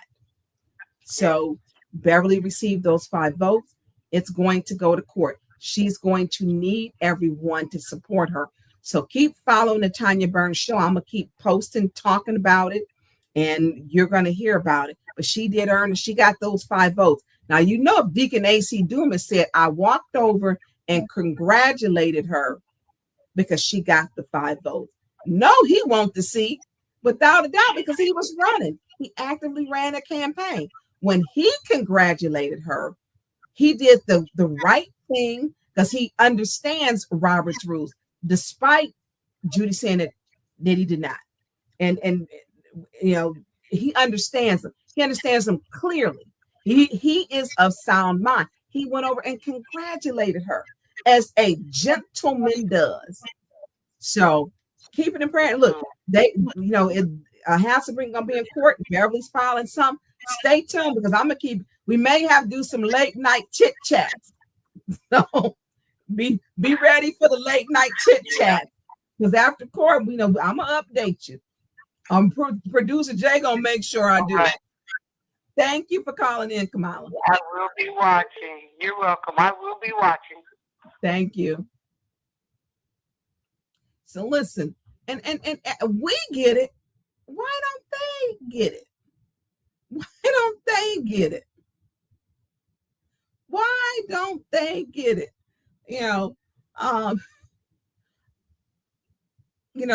For Deacon A.C. Dumas to say that was very gentlemanlike to do that. I walked over and I congratulated her because character does matter.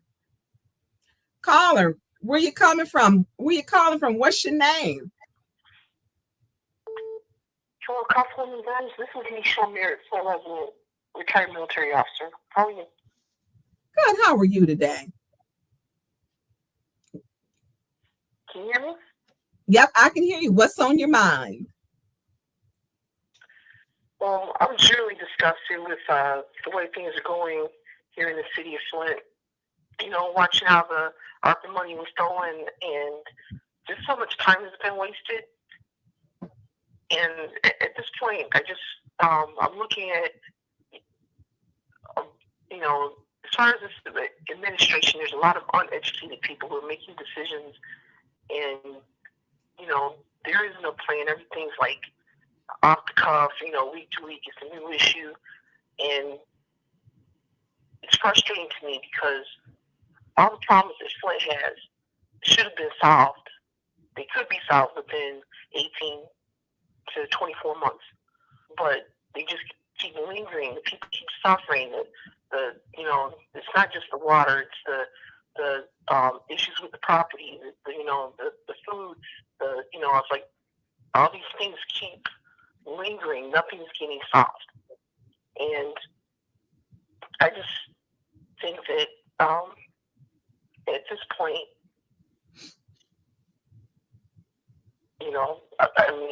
I want to just like throw it all, just forget it all because it's very frustrating. I mean, when are grown-ups and true leaders and true managers really going to take hold and do something real for the residents? Yeah. Right now, it feels very far from that. Michelle Merritt, thank you for calling in. And I agree. It's frustrating and it's stressful, and it'll give you anxiety, and it's so much. And then you are involved and you show up for the community. I appreciate that you show up with your voice. Over the last 4 years, and, that didn't happen. And to just, not call it, not be truthful about what's going on. And, we can't keep going on like this. Everything's at such a low level, and I think to myself, it can't get any worse, and then it does. Well, I appreciate you calling in, and I agree with you. I agree. Miss Merritt, enjoy the rest of your weekend. Thank you for calling in. Listen, if the lines are busy, keep calling. We are trying to keep it down to 2 minutes if you need to wrap it up so that everyone can get a check. This is a hot topic. You are literally watching them steal this, not just the election, the selection too. You're literally watching this be taken, the selection and the election. Good afternoon, caller. What's your name? Where are you calling from? And thank you for joining me today. No worries. This is Jessica from the West Coast. Hey, Jessica. Hey. So I want to talk about Judy. This isn't a drag Judy section. This is all about folks' criteria for selection. So Judy has in the past been accused of being a rhino, Republican in name only. To me, I think that a lot of the stances that she takes are seriously conservative. So that's where I would disagree there. Where I do sort of agree is this idea that suddenly this conservative precept or this conservative idea that folks should be able to say whatever they want to say about people and offend people, hurt people's feelings, and drag people with impunity. So she made a decision, and I promise you she did. She voted to elect an objectively reprehensible person. And that's fine. But when it comes to doing what's best for Flint, you can talk about how this candidate is not qualified because they said something harmful about you and they've made harmful comments, or somebody brought a bra in or some diapers in. So that disqualifies them in spite of the good work that the documented good work that they've done in the community. That should be the disqualifying factor. AC Dumas said something horrible, offended some people, and that should be the disqualifying factor.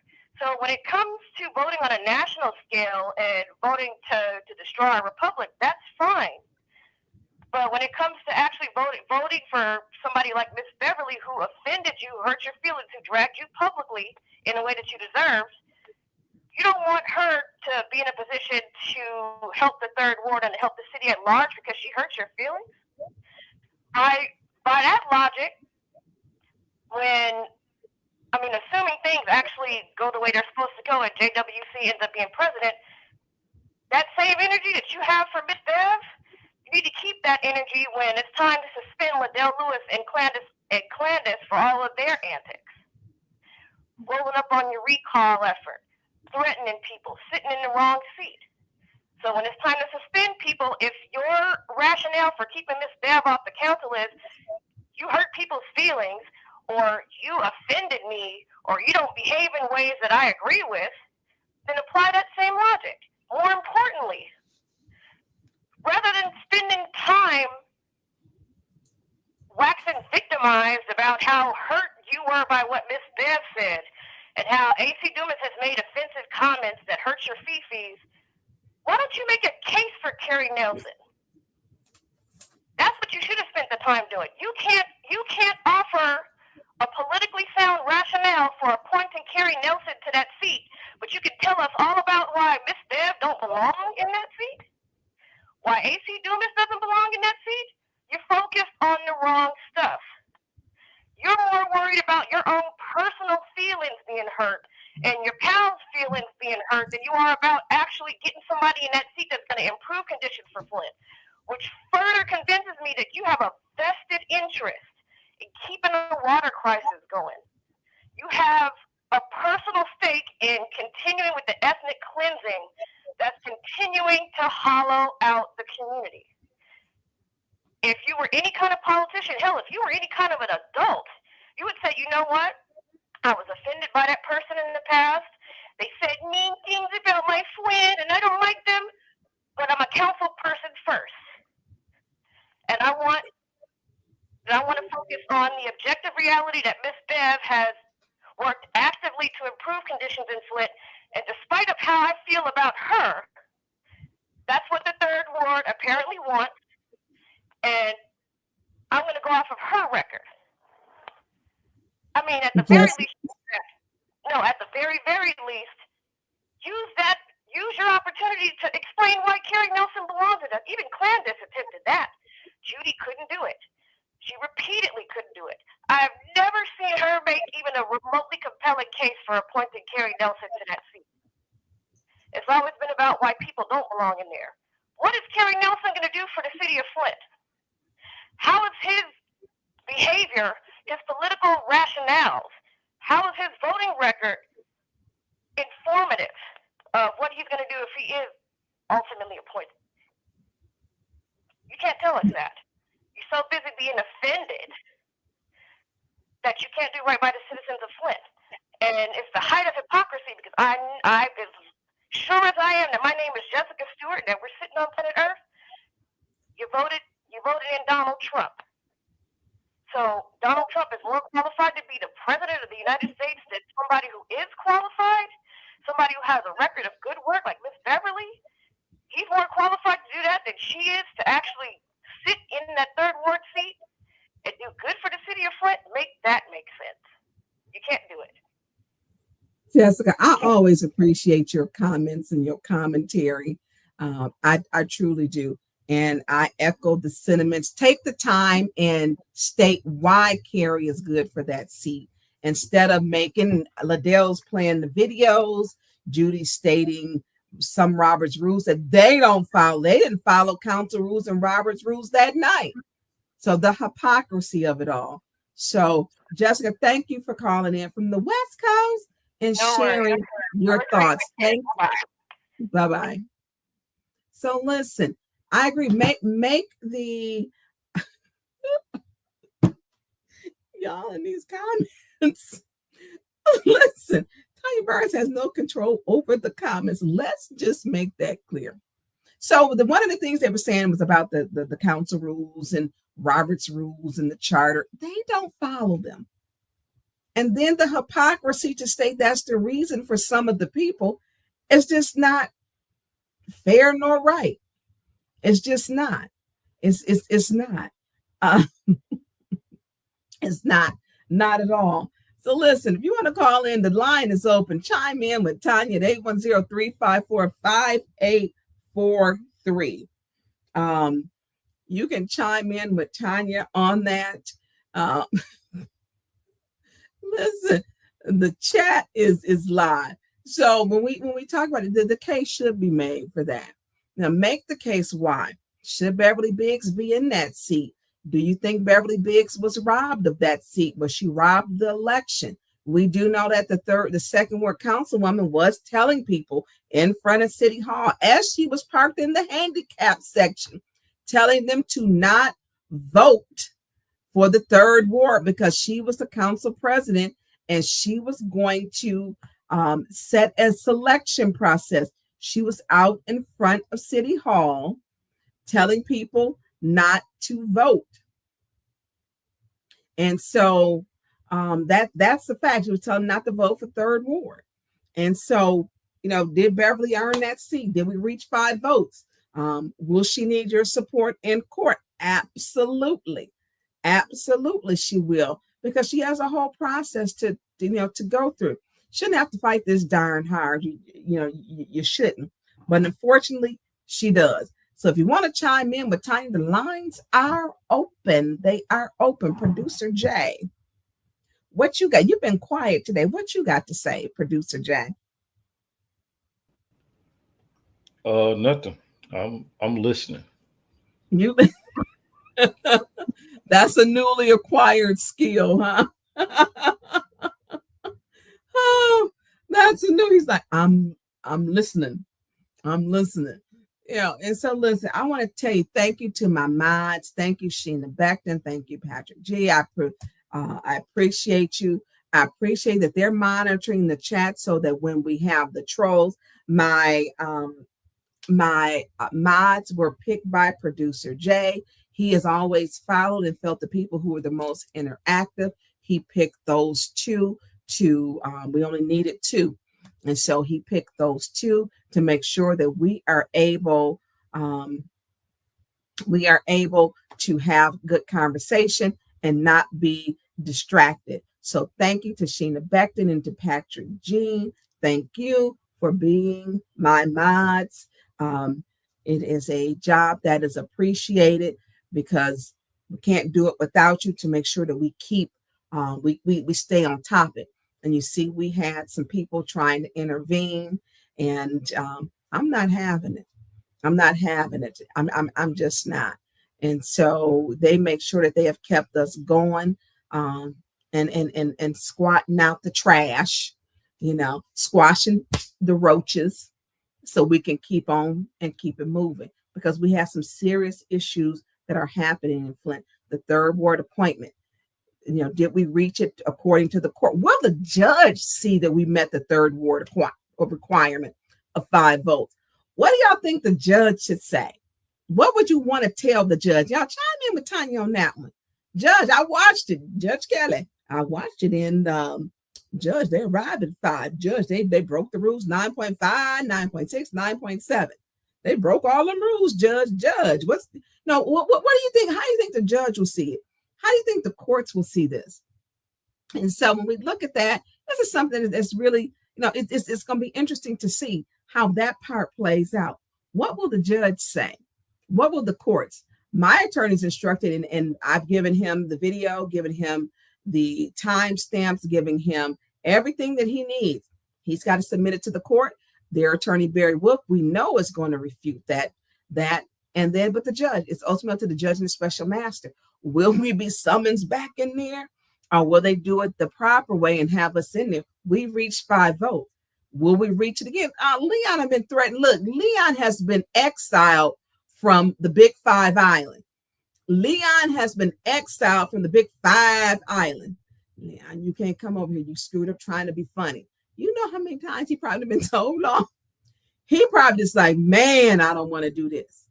You know, you can see him trying to work with everybody, but if you in the big five, ain't no getting along. You do as they tell you to do. Angelina says the courts may say they bullied Leon into changing the votes. That's a good point. That's a good point. What is the judge? Did we reach those 5 votes? We still doing chime in with Tanya Burns at 810-354-5843. So chime in, call in, share your thoughts with me. 2 minutes, please. 2 minutes to get fresh your own. 2 minutes. 2 minutes. So listen, chime in with me because I mean, everybody gonna have bad nerves, anxiety because we literally watch that play out, and they wanted us just to be silent on it. They meeting in the back, scurrying to the back. I'm like, y'all doing to them. We're gonna all be in the back. No. Woodrow Green said Leon will never say another name other than Carrie again. Woodrow, you are 1,000,000% correct. 1 million. Carl Lewis, Uncle Carl got a show that's coming on. Carl Lewis says the judge should honor what Leon said. Beverly Biggs Levy facts. Respect the shooter. They kicked Leon out the. He messed up the clip. You know how many times he done got told off? Man, Leon is probably still in the mayor's office. He's probably still down there. I want him to let me leave. I promise won't do it no more. Look, anybody seen Leon? We looking for Leon. Look, have you seen him? Tell me, have you seen him? Oh, have y'all seen Leon? Because he is kicked out the clip. He will never, ever do that again. Patrick, if Davina was the chair, why was Candace pushing the issue? Okay. So Leon is out the click. Look, but they locked Leon up in the mayor's office to make sure. Oh, Leon messed up. Miss T said the judge should see that Leon is up there playing. What was the point voting for Miss Beverly Biggs to change it? There was a lot going on. And the quantum of some free him. Free Leon. Listen, chime in with time. Listen, he probably still in that office. Do you know the ear and the ear beating and the tongue lashing he had to have received for making that mistake? Do you know what he had? Look, free Leon. We the people, free Leon. Because he done caused them all kind of problems. They're going to be barely speaking to Leon. And let Beverly get in that seat. Leon, come on over here. Come on over here. We're going to welcome you. You can come with the other side because we'll take 6 votes. Listen, let Beverly get in that seat. Man, Leon going to have to leave Flint. He gonna have to leave. If the judge signs or sides, if Judge Kelly and the special master judge, retired Judge Celeste Bell, sides with the fact that we reached 5 votes, Leon, we're gonna take you in. Because you're gonna be excommunicated, you're gonna be exiled, you're gonna be locked up in the mayor's office. I'm telling you, you gonna have a problem. You can come on in because we're gonna vote for what's right. You come on. I see you be trying to do right now. Come on, you can come on over to us. You just said Beverly Biggs' name and then got caught. You thought you was probably trying to be a little cute, trying to show that you gonna, I'm for everybody. Now he's feeling he ain't got no problem with Beverly Biggs. He don't. He said her name. Say my name. Say my name. Tell them that you love me. Tell them that you want me in that 3rd ward seat. Say my name. He said that name. He gonna say it again. Not ever again. I know. Leon is seriously probably still down in the mayor's office. He is probably still down there. And so if they give him that, if the judge says that Beverly Biggs reached those 5 votes, man, the fallout. Whoo! Whoo! Look, I just want to watch what they say on The Color Purple. I just want to see what color the wall gonna be. Got a call to go to the mayor's office.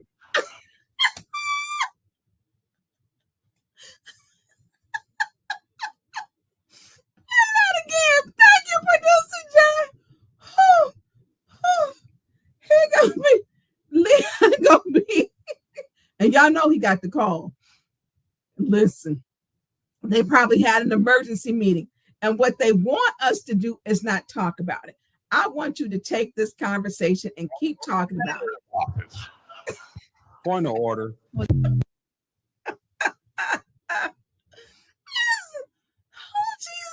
I'm telling y'all, he has the, the ear beating he got. I'm telling y'all, let the judge say that 5th vote stands. Game changer. Game changer. I'm telling you, Leon, we're not going to treat you bad. And as a matter of fact, we show all of our colleagues respect on this side, whether we like you or not. But we're going to give you the same. Look, we appreciate you voting for Beverly Biggs. Thank you. Thank you for voting for Beverly Biggs. Thank you. We're not going to mistreat you. We're not going to do that. If that judge states that, man, game changer. The mayor going to be calling everybody down to that office because he's got to redo his plan. He'll have to redo his plan because they are 5 rubber stampers. They are. Leon trying to say, look, I'm just trying to get along with everybody. Leon, I'm Rodney King. Can't we just all get along? No, we can't, Leon, all get along is what they just told him. Leon, can't we just all get along? No, we can't all get along. Leon, you done got in trouble. Look, we gonna give you respect. We appreciate you. Thank you, Leon, for voting for Beverly Biggs. Thank you, Leon, for voting for Beverly Biggs. Look, we appreciate you. But if that judge come back and say, look, I don't want y'all in my court. I got homicides. I got people with felony convictions. I got people in here who was in shackled and chains with their feet in their hands, and y'all still playing around with shenanigans. You reached 5 votes. You reached them. I'm just, man, that court gonna erupt. Listen, it's gonna be a who get to their phone the quickest to put it to social media. I'm gonna put my money on Arthur was gonna be the first. Y'all, because y'all know he be in the hallway. You can't take the phone into the court. He's going to be the first one to put that on there and be cutting up in the hallway. He gonna cut up. He's going to be the first. Then the content creator's gonna pick it up. And I will probably jump on his live with him. Me and Whitson have a very different friendship. It's like we part siblings. We got the same father, but maybe a different mother. We don't always get along. We go at each other, but he can't, he can say crazy things, but he won't anymore because Dink then got that. Thank you, Dink Sosa. But he now on a straight and narrow for a while. So we have that relationship that even when he been mad at me, y'all. When Doug said some stuff, he was checking Doug. I'm like, oh man, I ain't even talking to him right now. But he was on Doug's head. But I'm gonna be the first one to be talking about this, y'all. He's gonna talk about it for like a marathon. He's gonna talk about it. He's gonna be the first one to report it to y'all. So whenever this go to court, y'all make sure y'all on Arthur Woodson's feed because he gonna be there and he gonna be panning on people. Do y'all say panning anymore? Panning. He gonna have jokes. Maybe I'm showing my age. He gonna have jokes, because if that judge say we got 5 votes, game changer. Leon, I know you was trying to just get along like Rodney King. Like I said, can we all just get along? But Leon, they gonna get you. They gonna have a problem with you. But we're not gonna treat you bad, Leon. You have reached out to try to show some fairness to people. You've reached out to try to share it with Jonathan, Jared, even with Dennis. I don't really know if you share with me or not, but I ain't got no problem with you. But we're going to show you the same respect. You can be our sixth vote so we can take care of the business. And look, you do good work with your main institute. You do. You ain't like your funding going to stop. You do good work with the main institute. You still got that $150,000 on there. You don't even have to vote on it. You still have, enough votes to get it through because you do good work with your nonprofit. I've always said that. You do. And so you can just come on over to the other side. Come on over to the other side. Come on. We welcome you. And we thank you for that fifth vote. Producer Jay, is that you or is that another caller? Got a call to go to the mayor's office. Got a call to go to the mayor's office.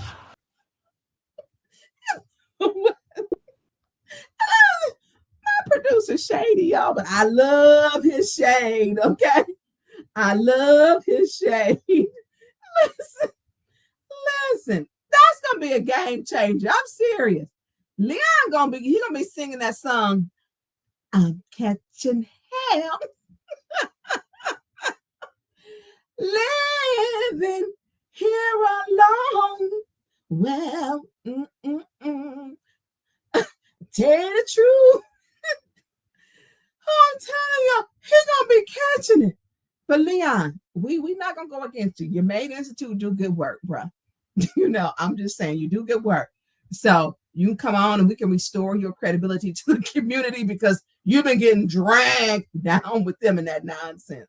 You did the right thing. You voted for Beverly Biggs. You were the tiebreaker. You broke that tie. You did it. And we're going to welcome you. We're going to look, you do good work with the main institute. You do. You take some burnt up homes and you rehabilitate them. But don't be stuck over there, but you're going to be in trouble. You got to find a new group. Like, he's going to cry in the car. Listen, he's going to be stuck in that mayor's office. He's going to be in one of the little rooms, or they going to take him to one of them little broken down jail cells at City Hall. Because he's going to be in the messed up the entire mayor's everything and they little stuff. You're going to need some new friends, Leon. And look, you didn't reach out. We thank you for that vote for Beverly Biggs. Thank you. We appreciate you. We appreciate you. So let's see what that judge did. Producer Jay, there are no more chime in with Tanya. And the producer Jay was on it with you. Gotta get hold on to the mayor's office. Look, can we get that one more time?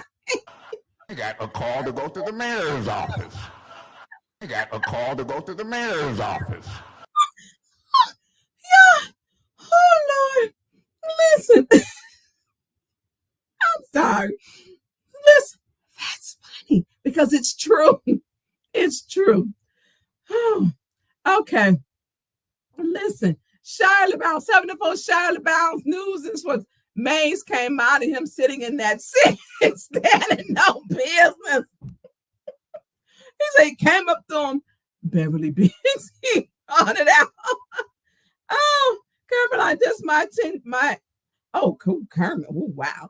Jay, RL in the background laughing gets me. Y'all, RL knew what was going on. RL was back. There was a poppycock. It's poppycock. He knew. RL knew what was going on. RL was talking and he knew what was happening. RL was on it. Now, y'all know RL had it together, knew that he was saying, they got 5 votes. They're taking them 5 votes. RL knew. Now, if RL can figure it out, the special master and the judge should be able to figure that out. RL come to them council meetings. RL was on it. RL was very clear with what he was saying, and he knew what he was saying. He was right on point. And he was talking about, they took them 5 votes. And he knew what he was talking about. He wasn't confused. Now let's see if RL can figure it out. Can the special master and the judge? RL is the 10th honorary council person. RL Mitchell is the 10th honorary council person. So, I mean, it's going to be interesting. So, and to close with this, it's going to be a lot going on. So we may have some late night chit chats. Diane Thornton, if you roll the tape back just a little further, you'll see Leon lean over to Liddell and they start laughing. Then he voted for Beverly Biggs. Well, we thank you for that vote for Beverly Biggs. Thank you. I want to thank you. Ain't that Frankie Beverly got a song like that? I want to thank you. Look, thank you. So listen, Mark Hutchison, please don't forget the $30K in personal checks for the city that Tanya shows Leon is bought. You can't depend on him at all. Nah, Mark, we thankful for him actually voting for Beverly Biggs. I want to thank you. RL got it right. I wrote down what RL said because RL immediately, when you hear that, he talks about the 5 votes. He talked about them 5 votes. And he was right on point. He was right on point. I don't know what I did with the part what RL was saying, but you hear RL. RL is in the background speaking the truth. Speaking the truth. Jessica plays stupid games, wins stupid prizes. Now Nini's plans are scrapped and the power makes shift. The judge does not want us in there. It was just there last week, and she was saying there must not be no shenanigans. Now let me tell you how this is going to probably all play out, because, you know, the money payers, they donate to the campaigns. It was not a smart move that the mayor, in 1 week, Emily Dorr quit. Big game changer. It is not a coincidence when you feel he will not put Phil Schultz, big donator to campaigns. You know, these people got ears to some of these people. So, not a smart thing. You know, the mayor is not shifting with that one click anymore. They're not shifting with him. They're not feeling him. You know, he's out here playing like he's Nino Brown, this new Jack City, and treating Flint like it's the Carter Projects. I'm telling you. But RL was on it. He was not sleeping. Y'all go back and listen to that part. RL was on it. Look, I done dropped my pen. So listen. Producer Jay, we're going to be out of here. Listen, before we go, y'all done had me cracking jokes and everything else. But I want to thank you. Thank you, Leon. Now, look, I feel like I got to listen to some Frankie Beverly. May Frankie Beverly rest in heaven. So, thank you. And George, I can't get ahead for the red rooster to keep pecking, to treat me like a hen. I mean, the red rooster and the elephant in the house is the red rooster in here calling the shots. Red rooster, hello, are you listening? Oh my God! What? I never did understand about a rooster. When I first got married and got my son, the first thing I offered to buy him a rooster, and my wife said, "You gonna buy the boy?" Well, going. She said, "You can't have no rooster in Flint." I was going, and I was gonna see what a rooster is all about, cause I left Georgia too early. Also, a whole lot of biddies running around. They treat them and they eat them. Step on one by accident, you can kill them by so many. And I wonder where they come from. And I ain't been. See, I can't even get used to this in Michigan because people like Hickety Head, Nick Rose, or whatever they is. I'm trying to find out which one they are. But hey, the rooster moving around over there. I mean, okay. And another thing, Mr. Mitchell, ma'am, please refrain from using derogatory language. Thank you. That's Delaware language. Wait a minute, honey. I'm trying to figure out what's.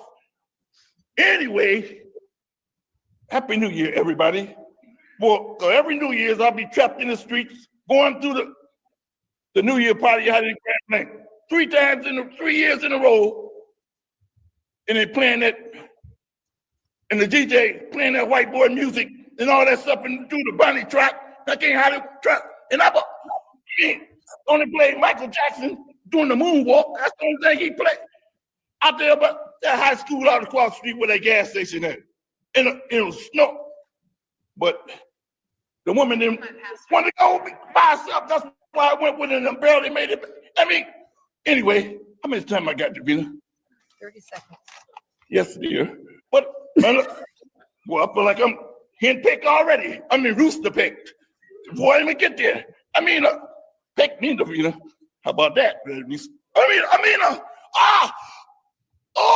What? Happy New Year, everybody. Stay tuned. We're going to get our money on us. Tyler ain't going to see to that.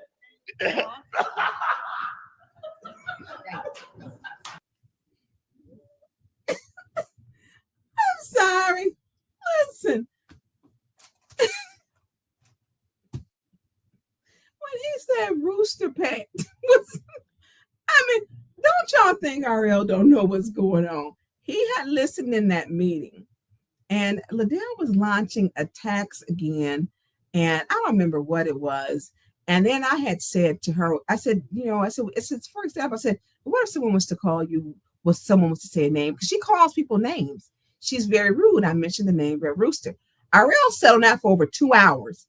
2 hours to come back to another meeting before he brought the Red Rooster up. And, Ariel knows what's going on. Ariel also understands that that fifth vote was taken. Ariel know, and Mark 76, he listens to everything. You are right. He listens to everything and knows a lot. Ariel does not leave city council until Councilmember Jerry Murphy Carter and myself are leaving. He does not. He is protective of us. He does not. Now, Ariel ain't completely crazy. I done told you, Ariel, when he went to telling me at the one dinner what he want, I'm like, Ariel, now that's just gonna cost you your ride. Ariel, we not doing all of that. I'm like, I've been taking Ariel home for years. Everybody takes Ariel home. But Ariel is a man's man. He tells me, I want to see you with a plate in your lip and a bone in your ear, a bone in your nose, and I'm going to wear a loincloth and I'm going to chase you around the jungle. I'm like, Ariel now. Ariel be dealing with them women. I'm telling y'all.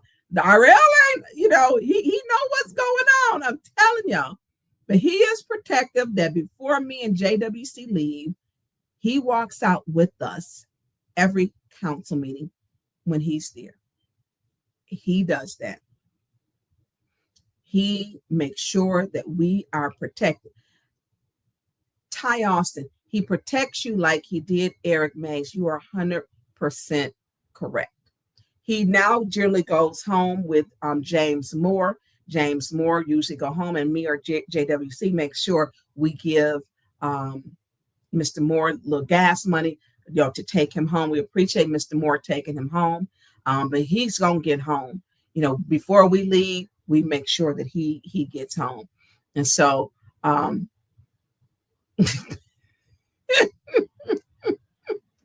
DeAndre said, when we gonna have a meet and greet? DeAndre, I am seriously considering, because there are so many people, but then I have some people I was talking to. I think Sheena, where she was telling me she lives, and what I am considering doing is having a get together, and making sure, and everyone will be invited. I'm going to do it at a local business, which is my sister's. She has a building, and I'm going to do it at hers at Drinks of Essence. She has a bartending school, so I'm looking to do something there because it's an intimate place where we can talk, and maybe we can have a cocktail. She can do a signature drink. So that is what I'm looking to do. But we got to, literally when I think we can take a breath, something happens like what they did with the third ward seat. That was terrible. That was terrible. As soon as you take a break, we get the Hasselbring. So there's never a time where I feel we can, or I can catch my breath. I don't, I don't, it's always something. And it's unfortunate because they're to the magnitude of seriousness that these issues occur is very serious, very serious. So I do want to put up one of the things. He says, yes, I will be there. That's what's up. Listen, we're gonna have a good time, grown up time. Absolutely. Absolutely. And I hope that before that time, I will be reaching out to mend some bridges with some people. I want people to know that we all are working towards the same cause, the same issue, that we can't be complicit. Yes, Producer Jack. Did you say cocktail? I said cocktail. Might have to count me in this one. She is, if you look up Drinks of Essence, and she actually has something going. Matter of fact, since I've been sitting here, she sent me something. And she gets mad when I say my baby sister, but she is my baby sister. And her place is perfect for this, and it's downtown Flint. Her business is located. She is a social worker by trade. She's an entrepreneur. She's doing both. She's a mom with 2 children, Journey. And I think I just sent you something. She has 2 beautiful children, my niece and nephew. And so I do get lead edits. I'm going to talk about that. And so her place would be perfect so people can see downtown. And for us to do like a tour of Flint, people will show you only the bad things about Flint. I want to do to where we get a bus and we do a tour of Flint so you can see all the parts of Flint. And some parts are big. We got big mansions, y'all. Big, huge mansions that are here. That quality of craftsmanship. There's one, a Mediterranean style mansion. Oh God, I love it. And they've done the mansion tours. I went in those. I love them, but I want to talk. So we're going to switch. So I am planning to do that. So look, we have the real estate. So people have been saying for the 3rd ward, and people have said, oh, they're going to start. The 3rd ward ambassadors were not voted on. I have stated that multi-member bodies are supposed to be voted on. You have more than one. Anything that the charter describes, anything more than one is considered to be a multi-member body. I'm not changing that. I'm not. And the mayor keeps coming up with all these different groups and different things. So here he is with someone, and Deacon Dumas sent me this. I don't know if I wasn't supposed to say, he just sent it to me while we were doing the show. And we will see the mayor here and the 3rd ward ambassador. So this gives her the unfair advantage over Beverly Biggs because she will be highlighted wherever the mayor is going to be. And I don't know, LaShawn, she has spoken to me and she's cordial. I don't know. It's not anything personal at all. She's in the candidate. She met the criteria and whatever for that race, may the best candidate win. But a slick way that the mayor is doing, this has nothing to do with her. She is the 3rd ward ambassador. He chose that. This is a multi-member body because they claim it's 3. We've only seen 2. And every ribbon cutting, she's right there. She's in that picture. And so it gives her and places her in an unfair advantage as the 3rd ward representing the 3rd ward. This is wrong. The mayor is wrong for this. He's wrong. They keep robbing Beverly Biggs like they did this Wednesday. They robbed her in an election. She had the top votes, 589. They doing everything that they can do to keep her from getting that seat. And it's got to be some, I ain't no attorney. She's got to go to court. She's got to. And this is what he's doing. This is exactly what we said. Whoever the 3rd ward ambassador is that's on the ballot will be right next to the mayor. I don't know, LaShawn, you might want to be careful. You might not want to be next to him, though. And I'm going to tell you, he done messed up with Emily Dorr. He done messed up with Phil Schultz. The establishment is sick of him. He's messing up with the seniors. I don't know if that's where you want to be is next to him. People are not feeling him. They're just not. And he's burning bridges. He's blowing up bridges and burning the ashes. So I wouldn't be in too many photo ops because people are moving away from him. I didn't print those articles with M Live, with the Flint Journal, and with Emily Dorr. I didn't do it. He did. And then Hasselbring. You are putting yourself with an individual that Flint is coming up against. Everybody's girl, you do what you want to do. I wouldn't do it. You got to stand on your own. And I wouldn't be standing with him because right now he's got some serious problems with the Black people and the white people and the stakeholders and the philanthropists, the philanthropic dollars. He's got some problems with the philanthropic dollars. Read them articles. I put them up. Phil Schultz and Emily Dorr. I mean, she did a great job, So, like I'm saying, producer J. Oh, so this is one of the things, and maybe I should have sent. My bad. So, like one of the things, she has a wine tasting that's coming up If you want to taste wine, she has the wine tasting at her event. But I am going to send, and so with her business, you will really like it, producer Jay. You will really like it because and I have put, and she's so busy. She is really busy, you know, with a mom and, you know, keeping her business going. Now, I remember when she first started her business, and she had the, you know, the kid, you know, had us, the sisters, all choosing designs, and it's a lot of work.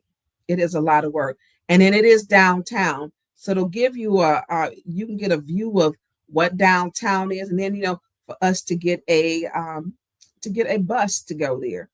I'm gonna send it because it's small and intimate, just downtown, and I think it would be nice. So, we are going to be wrapping up. Yeah, we are wrapping up, and so I'm DeAndre, absolutely. She serves wonderful drinks, and she serves pretty drinks, and so I have no problem experimenting with her drinks. And so I'm gonna send you this last drink, and we're gonna be closing out. And so this is she does signature cocktails, so we can create or whatever we want. And I think it'll be nice gathering. We can do a walking tour downtown and then do a bus tour. However, we can do it. We also have got Denise Moore has the trolley system for us to get on the trolleys and take the trolleys around. She's got 2 trolleys. How much fun would that be for us to do the trolley rides? And so I sent you one of the drinks, that she makes, and this is in her business. That's one of her signature drinks. And so, producer Jay, you like them kind of cocktails? Absolutely. Absolutely. So I think this would be a lot of fun. And so this is something we can plan, that we can combine it with some of the other shows. We can combine it with, like I said, when women work together, we win. We can combine it with Carol and Stephanie's show, and also Dr. Karen Weaver's show, and the fabulous Miss Elizabeth Taylor, so that we can meet everybody, at one time and in this place. And all of them have been to Sheena's Place, Drinks of Essence. And it was fun. I mean, and you have a nice time. And so we got the cocktails, we can do a signature drink, and then we're downtown. Like I said, when women support women, we win. And I truly believe in that. So anything that you want to say, I just want to say again, thank you, Leon. We appreciate you for that vote. I truly do, for Beverly Biggs. You look, you got us out of going to court. Let's be interesting to see how that judge sees that. Be interesting to see how the judge sees that. Oh Lord, what he done put? Yes, I had a cocktail.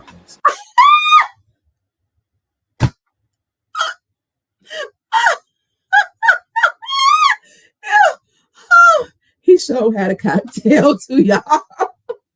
Yes, I had a cocktail. He had a little sliver. I think it was Grey Goose, because Jerry Riccati had dropped him from the line. He had called me and asked me, did he sound? I said, what did you do? I just got my unemployment. I got $13,700 and something, and I had a cocktail. I said, oh Lord, have mercy. And I said, no, look, don't take no more calls. And he, and then when he did the interviews, Bria had interviewed him. I said, do not answer that question. And what did he do? He answered the question. I stay away from it. Yes, I had a cocktail. So listen, I want to thank each and every one, especially my mods, Sheena Beckton, Patrick G, and everyone else who tuned in. If I did not say your name, charge it to my mind and not my heart. I appreciate you giving me the time. Before we go, can y'all click like and share? Then also, please consider donating. You can get $5, $2, $10, $25 to the Tanya Burns Show. Please kindly donate to Cash App, producer J1987. He is not only on time, he is timely. I didn't know that he would have you going down to the mayor's office. I didn't know that he would have, yes, I had a cocktail. He is on top of things with the videos. I cannot produce this today for our show without the help of producer Jay. You know, Auntie M. To go to the mayor's office. But even in the little voices, y'all, I have learned to keep a poker face and I would just drop my head. I drop my head for a lot of things. I literally do, as not to show my reaction. So if you please kindly donate to Cash App Producer J 1987. Producer J is that $ Producer J 1987. These proceeds go to, because he could be out making other money right now. He chooses to be here to help us in Flint to get our messaging out. He does have more than one trade that he does. He's committed to this. So in order for us to keep this and not stop it, because it has stopped before he picked the ball up. I told y'all the story, called me about 1:55 a.m. He had already started the YouTube. They sent me the songs, did everything. I cannot do this without him. And we have to come together as a community to fund shows like this. We have to come together to fund shows like this. Thank you to all of those who have donated and in the kindness, and those who wanted to donate to $ Producer J 1987, but couldn't. That hopefully and prayerfully that the next show, you will be able to donate. But as we appreciate him, the news does not cover this stuff. Who has went into depth like this? And it takes time. He could be doing something else on the Saturday, and he does do more than one thing. I'm telling y'all. He's decided to take this up because he believes in the messaging and to get it out for the city of Flint. So I thank you for each and every one of you who did donate, and for those who have donated in the past, and for those who are going to donate in the future, and for those sharing your time. If I didn't get it, y'all. I get it. They bring up every little thing about my life and will drag me. But what I'm not doing is voting on none of my profit. Your girl ain't doing that. I have learned to live within the confines to try to do good work in my community on the lowest budget I have ever had in my life. So I'm going to do what I do because I do it for you and for the people. And I appreciate everyone, no matter where you're from, what state, what province, or wherever you at. I appreciate you for taking your time and spending it with me and Producer Jay on the Saturday afternoon. Producer Jay, why have we been doing this so long? Said we're not going to do that. And listen, you were on time with everything. You were on it.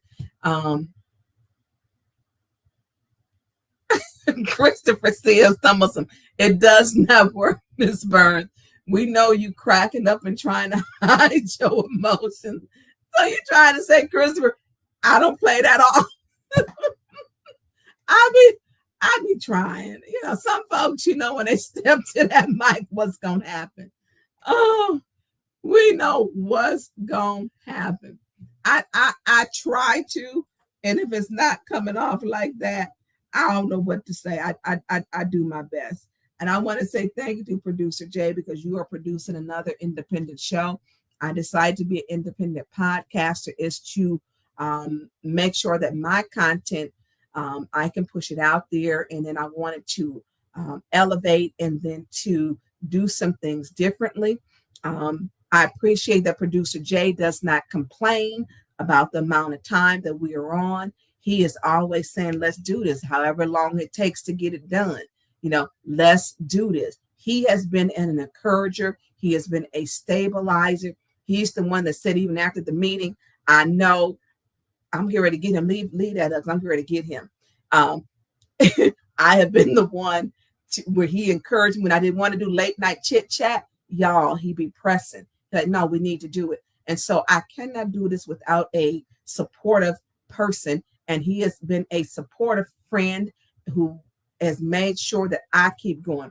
And Arthur Woodson, take your influenza having, contaminating everybody, snuffleupagus, hacking and coughing self to sleep. Okay. Shouldn't you be resting someplace? Shouldn't you be resting someplace? Y'all watching C in Court. who gonna be the first one out there on the live with his phone. Soon as you gotta cut it off when you go into court. Soon as he come out, he gonna be on the way out the courtroom like this. Soon as he got, man, let me tell y'all, let that judge say that Leon's 5 stand. Y'all tune in to Arthur Woodson. By then he should be over the influenza. And I'm telling you, he's gonna be the first one, without a doubt. You ain't put him in, did you? He did get the very good footage of you when that belly growled a few weeks ago in the He even made Jonathan laugh. Listen, because your girl was hungry. I mean, I wasn't hungry, but my stomach was saying that what my body felt. So, but he didn't have to call me out like that because, yeah, I know he eat all the time. If it's a food truck, I'm like, who just does all that eating? And, you know, that's what he does. Always hungry. Producer Jay. Anyways, I froze up. Yep, you did. I just noticed. Okay. I don't need to come back in, do I? No, we can go ahead and finish it up. Just turn your camera. Okay. And so listen, for everybody out there that's frozen up, that may be God's divine time to say that as I was cracking jokes on Arthur Woodson, he know it's meant all out of love. I keep telling you, we're like dysfunctional siblings, literally. But I want to take each and every one of you, thank you for tuning in. And Producer Jay, thank you did. I appreciate you for being an awesome producer. I appreciate you and for never complaining that what we bring people, because one thing we do when we on here, we hold the audience, don't we? We hold it down, we hold the audience, and we get the story told with facts. Okay. Call to go to the mayor's office.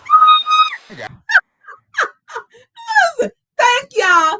Thank you, each and every one of y'all. I'm sending love out there because we know that love trumps hate. Literally, love trumps hate. And I'm sending love and blessings and prayers to everyone. Producer Jay, enjoy your weekend. Hit our going out music, please, sir, and thank you.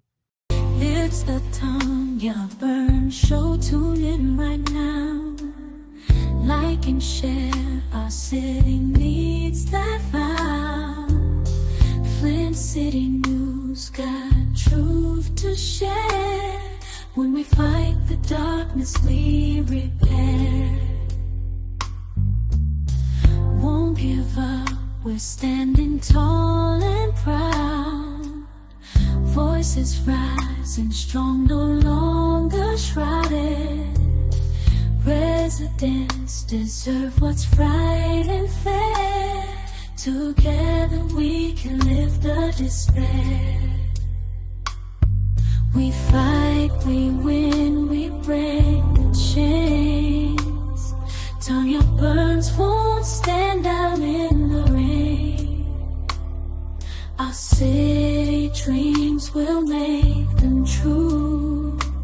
With every step